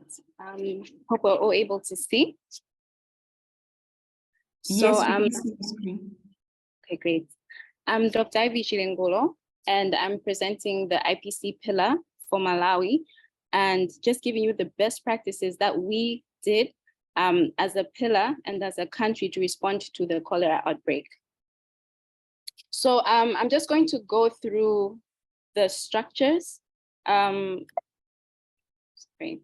I'm going to go through the structures that we have for the IPC program: coordination, standard operating procedures, trainings, tools, and the way forward. So when we're looking at the IPC structures, the reason that I wanted to discuss this is because as this is one of the tools that we use, this is one of the gems that we had that helped us to implement IPC quickly. It's also one of the foundations that has really helped us in ensuring that we were responding to the outbreak. So at the national level, we have the Secretary of Health who oversees the Quality Management Directorate. And in there sits the Quality Improvement Division, which houses the Infection Prevention and Control Program. And there's a national IPC focal person. When we're looking at the sub-national level, this is duplicated across the levels of care, from the central level, from the central hospitals to districts to health centers. We have a management team, so whether it's a central hospital management team, a district hospital, a health center management team, which then oversees an IPC committee, which has an IPC focal person. So an IPC focal person for us has been very key in our response to the outbreak. So moving on, one of the things that was very key as well was the IPC coordination. I know that we've discussed about having a multidisciplinary team, and this was also very important as an IPC pillar, how we coordinated with other pillars, as well as how we coordinated within the pillar itself. So we had weekly meetings as a pillar, and it was chaired by the Quality Management Directorate and also co-chaired by WHO. We had relevant stakeholders, and something that I would like to point out here is that we had districts involved. There are very key stakeholders who would then give us issues that were occurring on the ground. And we also had funders, key stakeholders who are able to respond to the gaps that were available. So it was an interface meeting, allowing different levels of implementers to be able to discuss the issues and also respond to the issues as well. Moving on, as we said, this was a sharing of information. So we looked at strategies, guidelines, protocols, and CTU experiences. And even when we wanted to ensure that something was implemented quickly, this is one of the fora we used to be able to do so. Then we also worked with other pillars: WASH, case management, logistics, RCCE, as already discussed by other presenters. It's very important to be able to work with other pillars. So I just wanted also to discuss the infection prevention and control standard operating procedures, because one of the things that has been key is ensuring that when we're developing a tool, when we're developing a guideline or a protocol, it is context specific. So we are ensuring that in this picture, we have MSF that was very key. We had UNICEF, WHO, we had CDC Africa. All of these were implementers. All of these were on the ground assisting. So there were key stakeholders in development of the SOPs. So there were relevant stakeholders as already indicated. We also included district stakeholders as well. And the areas that we discussed that we have discussed in our standard operating procedures are guardian management, waste management. We looked at linen management. All of these are very key because in our context is not the same as other contexts. And it's very essential that to understand that it's not a one size fits all. Therefore, we're looking at what works for our context, what works for our CTUs and CTCs. Capacity building. This was very essential because one of the things that we were aiming to do was to have cholera treatment unit specific IPC focal person. We wanted them to be able to be from the districts dedicated to the CTUs because we saw that we were having a large gap in terms of IPC in the CTUs. So what we did is we developed a training package, again, context specific, it was standardized, and then it was made accessible to all stakeholders. This was important because different people wanted to help in capacity building. We wanted it to be a coordinated response. Anyone who wanted to improve the capacity was using this package. And it has been very helpful to be able to make it accessible to everyone. And originally we trained 30 trainers of trainers who cascaded this to 205 CTU staff, and then who are furthering cascading the training. Because what we wanted to do was to build capacity within the districts. As Dr. Anko already talked, we do not, as she already said, we do not want to have the national level going towards the districts, but we wanted to have the district to be able to have the capacity to train within themselves. So these IPC focal persons were able to train people within the facility, within the cholera treatment units, both the technical staff, so the nurses and doctors, and then we're also looking at the support staff. So they had the knowledge to train technical staff and the support staff, which was very vital. We also went ahead and did IPC CTU mentorship. We really focused on the Cyclone Freddy affected areas, but we did mentorship throughout. But one of the things that we ensured was to mentor at least 35 CTUs in the Cyclone Freddy affected districts on top of the mentorship that was already being done. And we were ensuring that the IPC focal persons were able to use the knowledge that they had in their context. And one of the key elements that we used, one of the key tools was the IPC daily checklist. So what we're trying to do, as I already said, is to empower the district teams to develop CTU quality improvement plans and implement these IPC activities. They were able to identify the gaps and find solutions to the gaps within the district. Some of the monitoring and evaluation tools that we had three tools. The first one was the IPC screening tool, a very simple tool, as you can see to your left. We basically asked, is a patient having watery loose stool? And it was either yes or no. And according to the answer, they were either moved to the cholera treatment unit or they went to the OPD. And this was essential because, especially at the beginning, because we had other facilities where they were mixing cholera patients with patients that were just going to general patients that were going to the OPD. And this was creating distrust within the communities. So this simple tool was created in a short period of time. And through the network of using our IPC focal people, we're able to ensure that this was sent throughout the country in a very short period of time. Another thing was the IPC assessment tool, as already discussed. We used the assessment tool already discussed. We adapted it to our context. And this tool was very essential because it also showed us the gaps that were there. And it was able to show us in terms of human resource, in terms of the resources missing. So because of all of the pillars being incorporated into it, it was a very vital tool, especially at the beginning of the outbreak.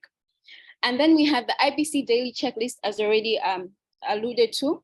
This was for the IPC focal person to use daily to be able to prioritize and say, this can be done within 24 hours, this can be done into a shorter period, a longer period. So the IPC checklist was essential in ensuring that the team was able to see what can be done straight away and also see what can be done over the long term.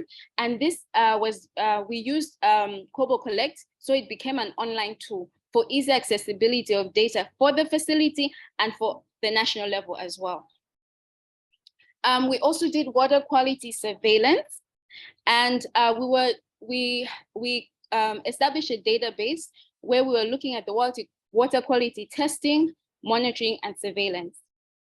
We tested water from communities and homes, and for that we were using a machine, a water quality testing machine, where we looked at the different parameters, the turbidity, the pH, the total dissolved substances, the free residual chlorine, and also the microbial analysis. So we looked at the coliform count as well as the E. coli. When we're looking at the facilities, the CTUs, we're also testing the water, and we're looking for the free residual chlorine as well as the pH of the water in CTUs. And we have a dashboard that is available, and I'm sure that you have access to this through this link, where we're able to put this data, and it's accessible to everyone.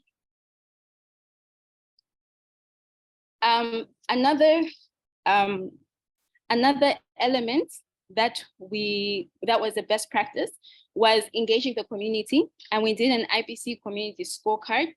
So we went specifically to Blanta, and this was after Cyclone Freddy, because we saw that the cases were rising, and we also wanted to have dialogue with the communities and see what are the concerns that they had, and also just to empower them in terms of being able to implement their own context-specific activities to address any gaps that they had, that they were able to. So we went to 20 flood-affected communities. So we looked at different areas where there were community gatherings. So went to markets, police stations, bars, households, went to 4 internally displaced persons camps, where we were able, through interface with the communities, they were able to identify IPC and WASH gaps, and also essential services provision gaps. And then after that, we had a focus group discussion with the community leaders, where we created an IPC quality improvement plan, and using and through the health surveillance assistants who are important in the community, we're able to track the quality improvement plan and its implementation. So here again, it was just empowerment to ensure that the communities were able to find solutions within their context. And the Cyclone Freddy has affected so much of the WASH aspect. We lost a lot of infrastructure, such as pit latrines, and also just safe water sources. So this was very vital for us in terms of information, and also just ensuring we're empowering the communities as well. The challenges that we faced, Cyclone Freddy, as already discussed by Dr. Lue, has affected us greatly in terms of losing a lot of infrastructure when it comes to IPC and WASH. The reporting and investigation of hospital-acquired infections, we did have some hospital-acquired infections. So there was a delay in being able to report, and also to be able to investigate due to restraint in resources. As already waste management infrastructure, during this time when we're doing assessment, we saw that there's a huge gap, both at the community level. In communities, you'd have 6 families sharing 1 pit latrine, but also looking at the health facilities, the WASH management infrastructure needs improvement. And this is one of the things that we're currently working on, and using the WASH Fit implementation. When we're looking at, we also saw that there was a lot of unsafe water sources because of, again, Cyclone Freddy, and through the testing of the water sources. Also resources for mentorship and IPC materials, this printing them and having them being sent out was very challenging due to funding restraints.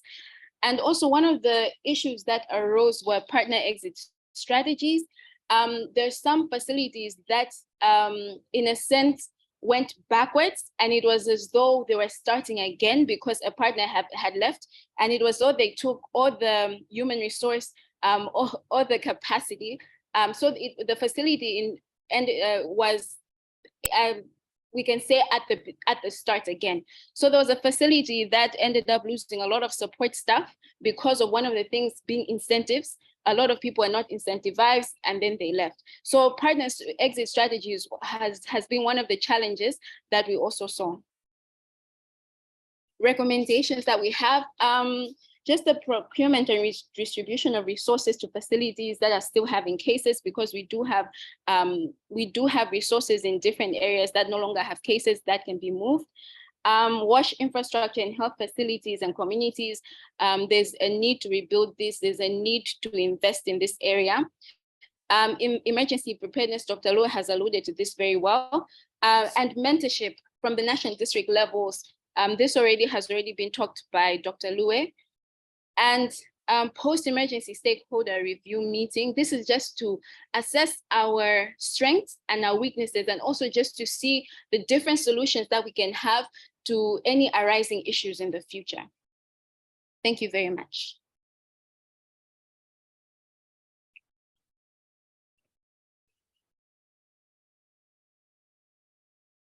Thank you, Dr. Ivy.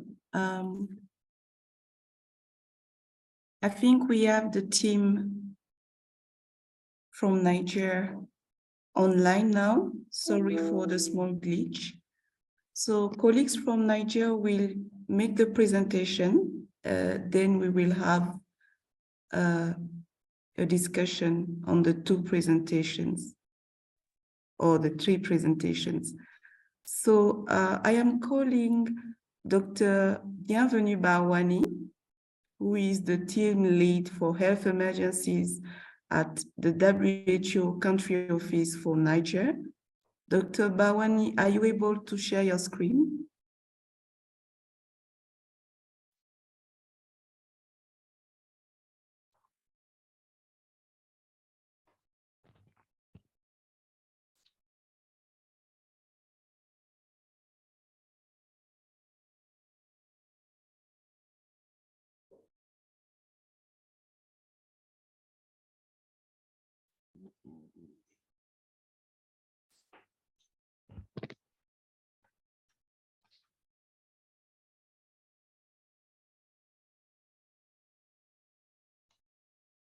Dr. Barwani, let us know if you are able to share your screen. Thank you. Okay, I'm just doing it now. I had some connection issues. I hope now the issue is solved. Okay.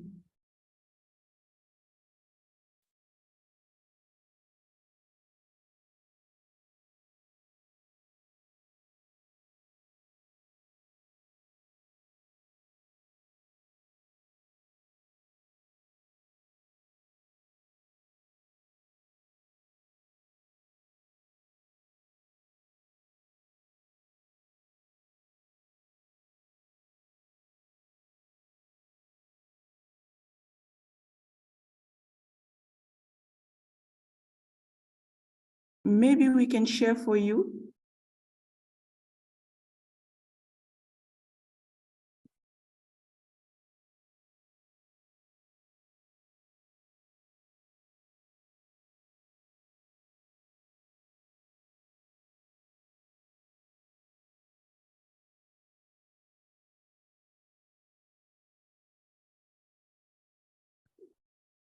So Dr. Barwani, we have shared the slides for you.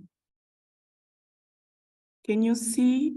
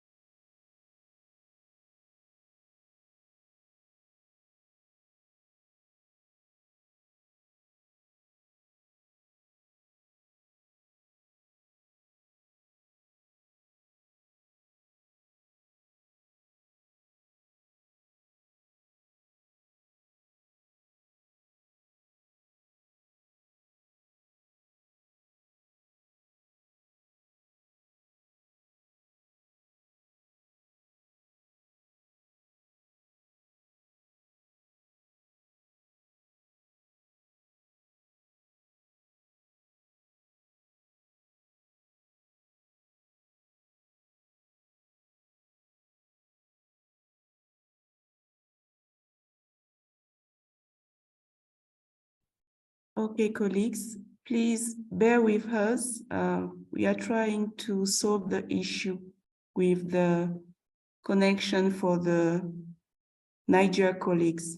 Thank you.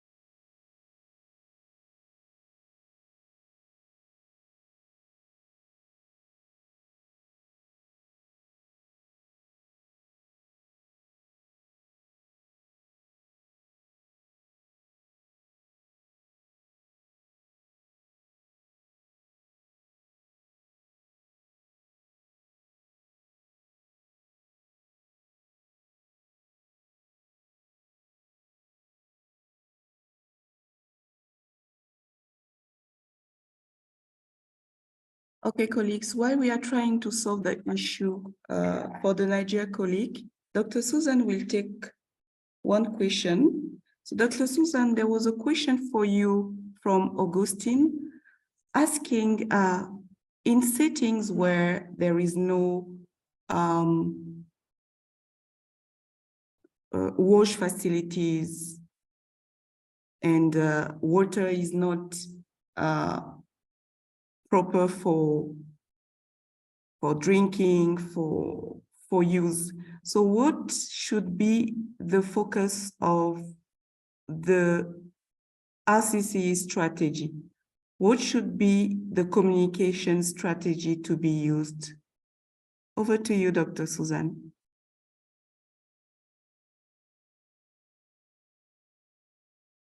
Thank you very much, Eme. I hope you can hear me. I think to begin with, I would like to emphasize what Ivy repeatedly mentioned regarding context. Context will determine how we move forward. Because looking at the situation that has been presented, this may happen in a normal setting. It may happen because of a problem such as the cyclone that comes in and destroys facilities. And it may also be an issue in an area where there is drought. And so a lot will depend on the context. Once the context is understood, that will be helpful. But to specifically look at the three issues that have been raised, sewerage issues not being solved, water quality not being good, among others, again, we need to understand why this is so, and that will be determined by those three situations that I have shared. So the bottom line is that our communication about the risk and its prevention does not change. It might be the strategies that we are going to use. And again, these will be informed by the issues, the background issues in this. If it is a question of poor water quality, is the water itself available and it is just dirty, or is it not available? If it is not available, then we must engage the other sector that provides water or government to ensure that water is available. If this water is available and it is not safe, how can we support the communities to make it safe? Are we able to provide the chemicals that are used to treat the water, or are they able to buy them? And if they are in a position to buy, are they available in their setting? Are they accessible? If I have money, can I get the water guard or whatever it is called in my setting? If not, again, is it as an area where they're able to boil the available water to make it a little safer? It may not be completely safe, and I think, I'm not sure if this was covered, but earlier on, in an earlier webinar, I remember the IPC team mentioned that it is good to have safe water. However, I think the focus normally is to having enough quantities, because then it can be addressed to make it safe. If it is a sewerage, has it been broken down by maybe floods or a cyclone, or are they just not in place? If they are not in place, again, we need to engage the correct sector who can help us ensure that these are addressed. So at the end of the day, we really need to understand why this is not yet being done so that we address those root causes and hopefully are able to come up with a strategy that is going to be context specific. If water is lacking, you need to reach out and ensure that this water is available. If it is there, we need to then focus on ensuring that the water is treated and is made safe. If it is a situation where people have been displaced and they are in camps, then obviously somebody else must provide this, even if it is temporarily. In the meantime, our messages about ensuring personal hygiene, environmental hygiene should continue as we relate it to the prevailing situation. Thank you very much, Justin, for that question. Over to you, Amy. Thank you, Dr. Susan. Dr. Barwani, can you hear us and can you talk? Yes, I think I can, but I will make the presentation in French. Can you hear me? Okay. Yes, now we can hear you. Over to you. Thank you, Dr. Barwani. Okay, thank you. Est-ce que vous voyez ma présentation? Are you able to see my presentation? Someone says not yet, not yet.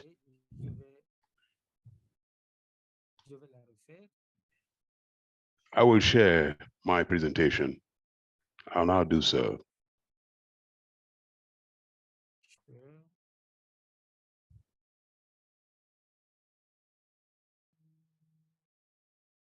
Est-ce qu'elle est visible? Oui, elle est So visible. can you now see? Please, could it be placed in slide form? Yeah, like a slide. Thank you very much. I will apologize firstly. I didn't have the opportunity. I needed to apologize on behalf of our colleagues of the ministry who've had problems or issues with their connection. I'm going to share the Niger's experience on behalf of our colleagues of the ministry. And very quickly, briefly, Niger is in West Africa.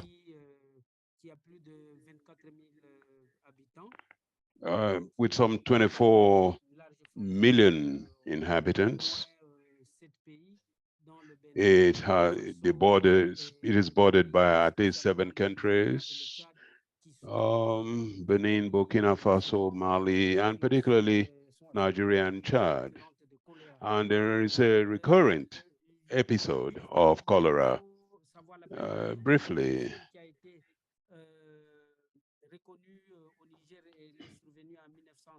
now the very first outbreak of cholera in Niger was in 1971. And since then, there have been several outbreaks. But what should be noted here, and I think this is the most important,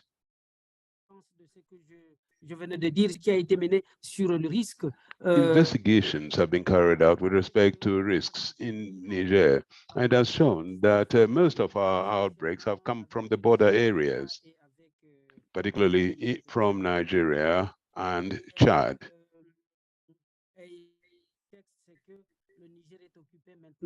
Niger is now busy, is getting ready to set up a roadmap with respect to curbing and checking the outbreak of cholera in Niger.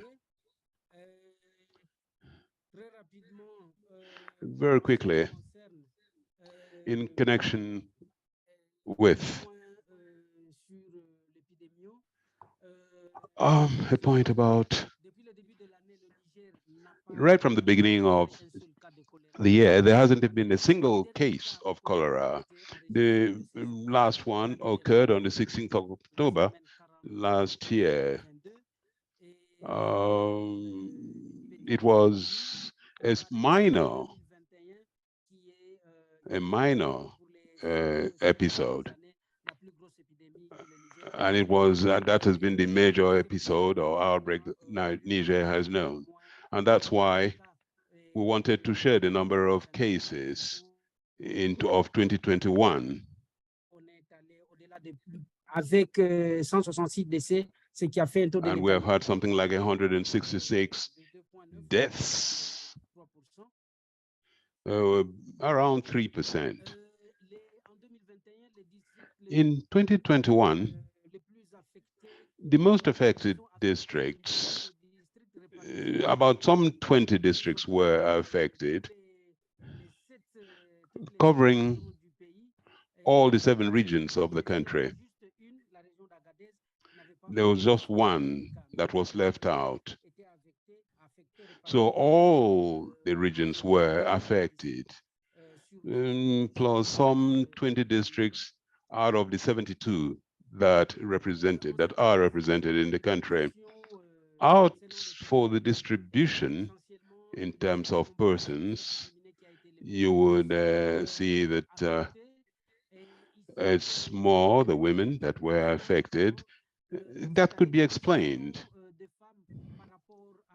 Women are more exposed in view of their commitment on or their responsibility within their households. They are the ones that are a lot more exposed and have to handle, say, food items and water. And they sell their products on the roadside. And so for all these reasons, or it is for those reasons that there is a higher number of women that are affected when compared to the men. What should also be noticed is that after 2021, Niger went through a minor outbreak in 2022.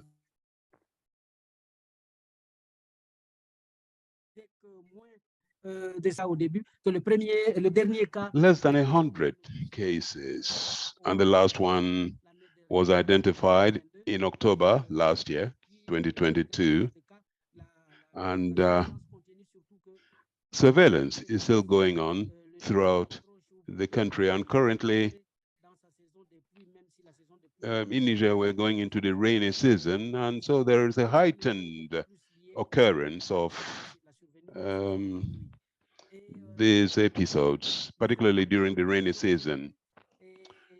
What the symptoms, which account for more than 80%, you see, you have patients who appear with diarrhea and vomiting. There are others with isolated indications of or symptoms of diarrhea and vomiting, and prior to the occurrence of the outbreak of cholera. Now, regarding our labs, the country has, during the outbreaks, used rapid test approach, particularly in the health centers. And once those tests are done, they are sent to the regional labs or at the national level for there to be a confirmation by way of culture. And so at the national level, with the PCR, it is possible for us to confirm. And actually in 2022, there was out of the 71%, out of the 71 cases, you had 27 which were negative and 73% which were positive. And these were basically ones that were moved, that crossed the border from Nigeria. Now, the specific feature for this year is that there has been a circulation using a mobile laboratory, and we were working with the surge team.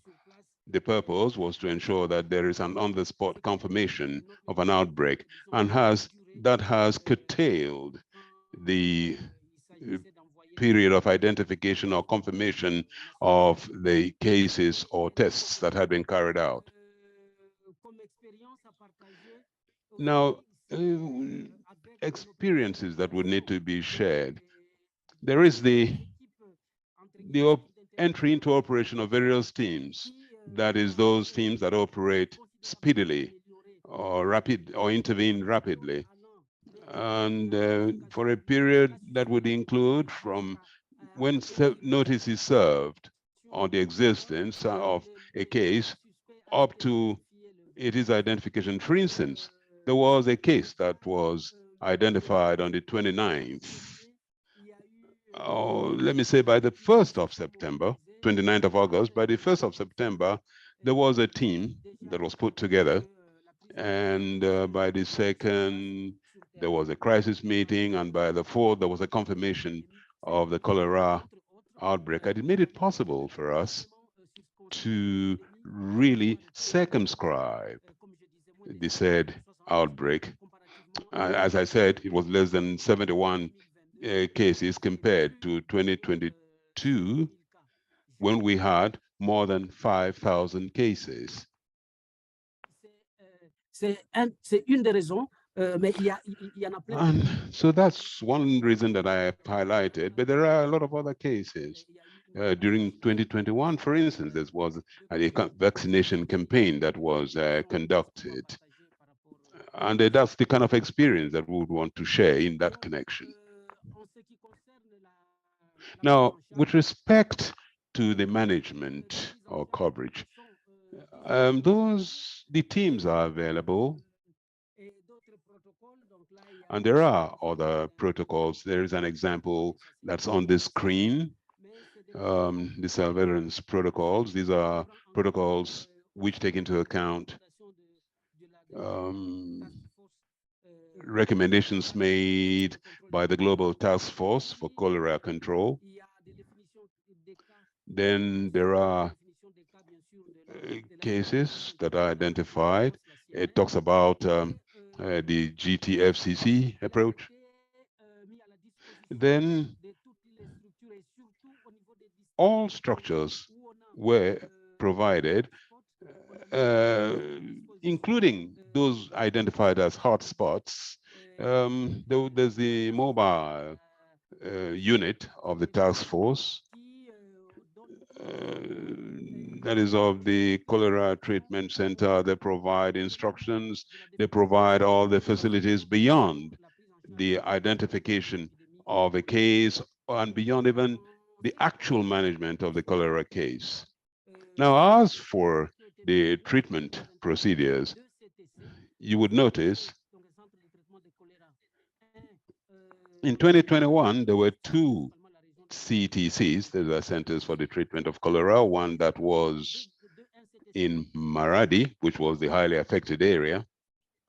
Then there was another CTC in each of the 2 other districts, and they complied with the protocol that I had alluded to earlier.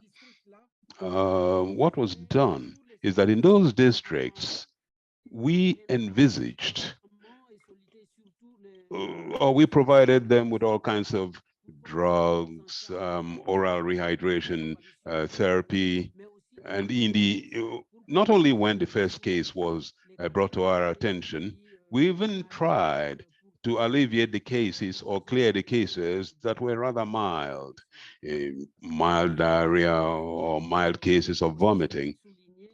I also wish to underscore the fact that in 2022, when it comes to training, we had organized refresher courses for health officers in all areas. But since it was a post-outbreak period, and we didn't have enough human resource to cover such cases, so training was done in the form of refreshments or recycling, might I say, and because most of the agents concerned were on the spot, I mean the officers, they were already there in 2022. Now, when it comes to the management, the free coverage,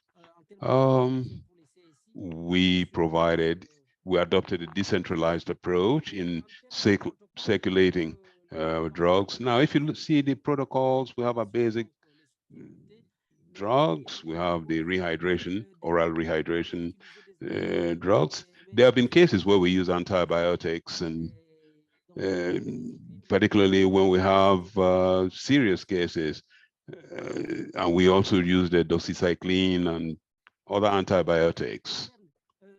Now, regarding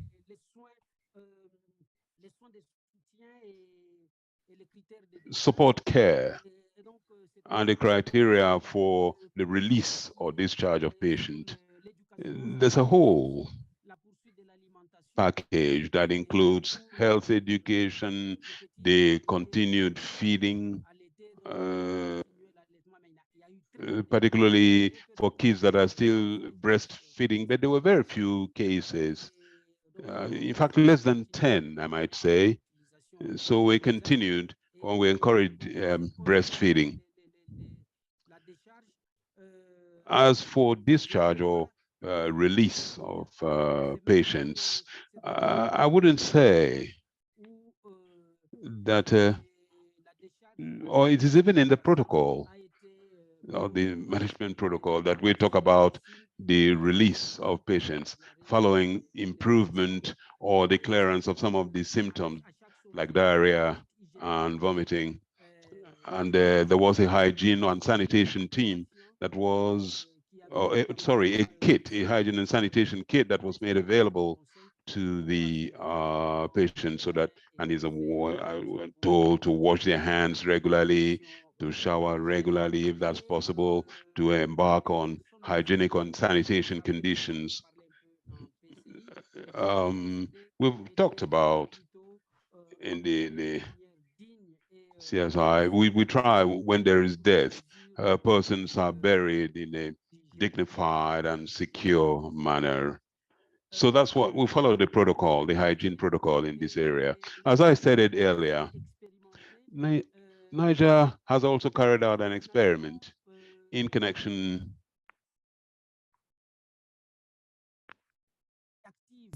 with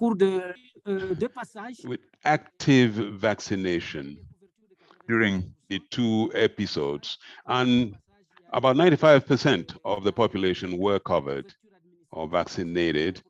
That's the first one. The second one, we're talking about administrative coverage. And so those 2 episodes covered 9 districts, which were highly affected by the outbreak of cholera. Let me briefly talk about the PCI. That is the units that, sorry, the IPC. We had a multi-purpose team, which included communication people and all the areas around an area where there's been an outbreak. We had a multidisciplinary team to engage in creating awareness, things connected with health education, disinfection around in a particular ring, as it were. Water purifiers were distributed. So there's a whole kit that went along. There are other activities that went beyond community considerations. Then there is the introduction of chlorine in water, particularly in the cholera treatment centers and even in the communities, particularly where they had water points. So that all that constituted the set of measures, the package that was made available, so as to be able, we tried to even provide water potable to the extent possible, as I stated earlier. I've talked about, the disinfecting of public areas, creating awareness in terms of matters connected with the surveillance of the quality of water, etc. Well, here you have what I've just summed up. All I need to add here is health education, particularly in the villages where we've had a lot of cases. And what we notice in Niger is that there's been an environment where there are no latrines. So human waste is spread out in the open. So poor the clearance of gutters and other water evacuation areas. You know, rain in Niger was for a very short period, and whenever we have heavy rains, they just clear everything. So the pursuit of our healthcare, each district has a team, and they're responsible for implementing whatever measures have been put in place. And whenever there is a cholera outbreak, all other activities would continue. For instance, we have our various protocols that apply.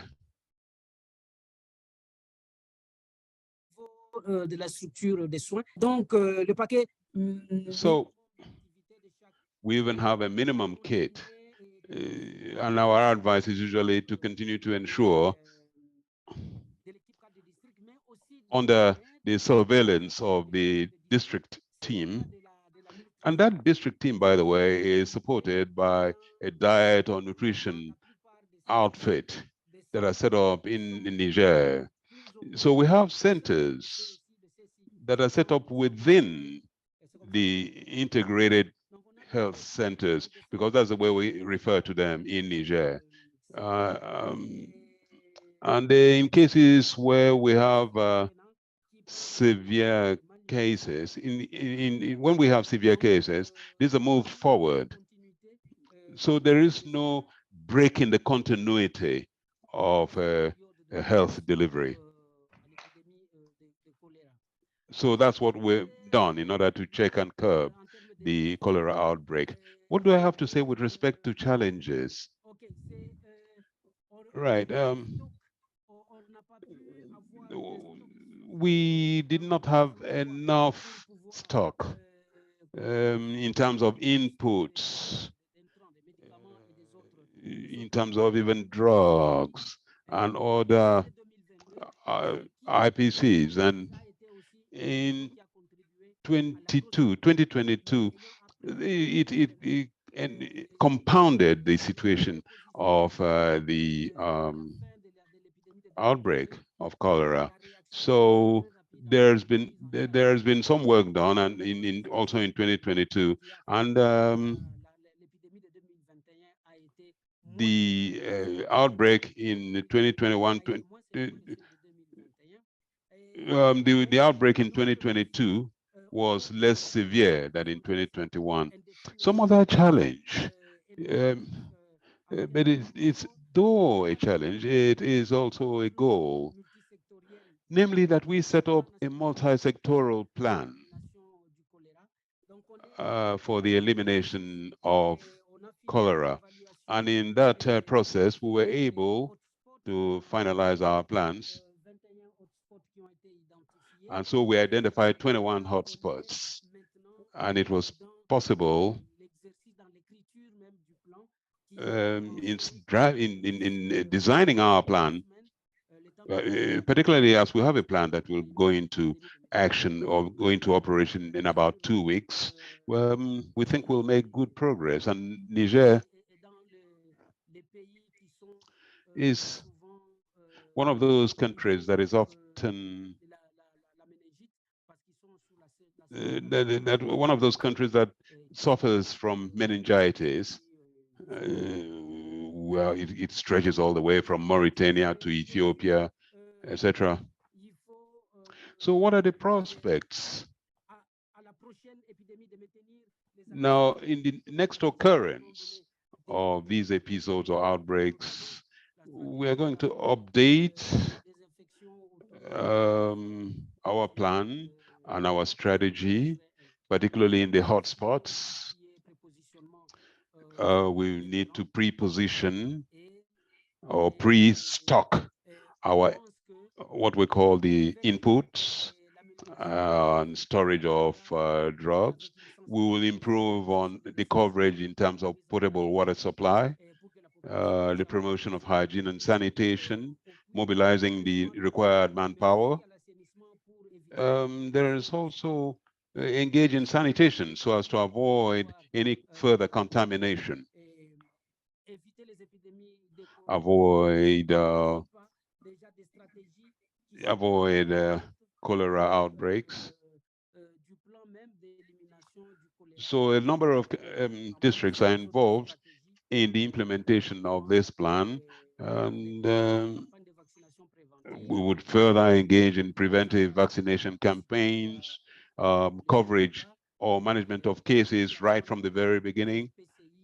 And there will also be a risk communication and commitment. Oh, sorry, communication. Sorry, a commitment by the community. That is the type of advocacy that we are seeking. With as for best practices, I can say that we have a task force that has been set up and has carried out an investigation of or brought together all those stakeholders in this particular area so that we get to know who does what and be able to bridge all the gaps that arise and work together and be able to coordinate and act in a mutual manner, in a togetherness manner for our purpose and work with our partners. Of course, there also has to be the encouragement of total sanitization of the communities, improving the living conditions and spraying and ensuring that the infection rate is reduced. I believe that one of the key points that carried out by the search team, which has been spread out across the territory, the prompt manner in which they have acted, that's the search team, they have been able to, as I say, identify within 72 hours lots of areas, and that search team does have the ability in terms of resources, the vehicles. It was a search team that was set up thanks to the support of the WHO.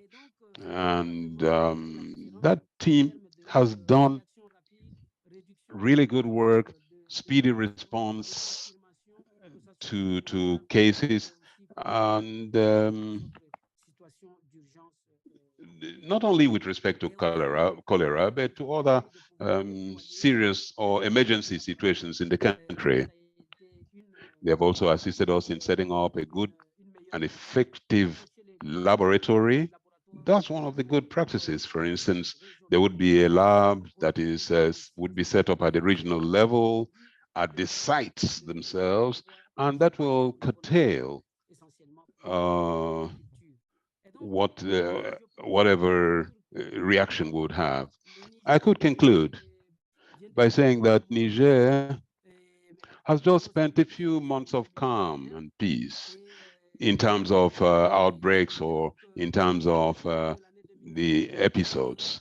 In 2021, we learned that the lack of preparation could lead to a growth and a very rapid expansion of the outbreak, that is of cholera.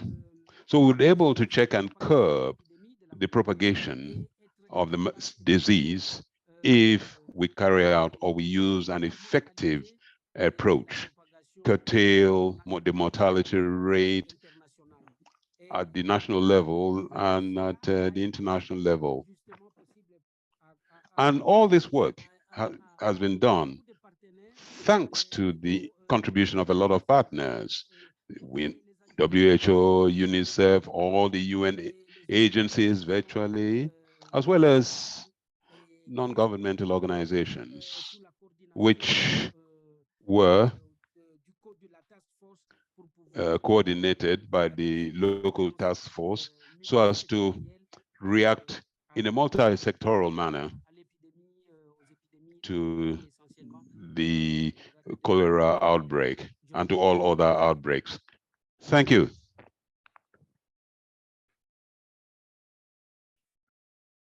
Merci, thank you, Dr. Bawani.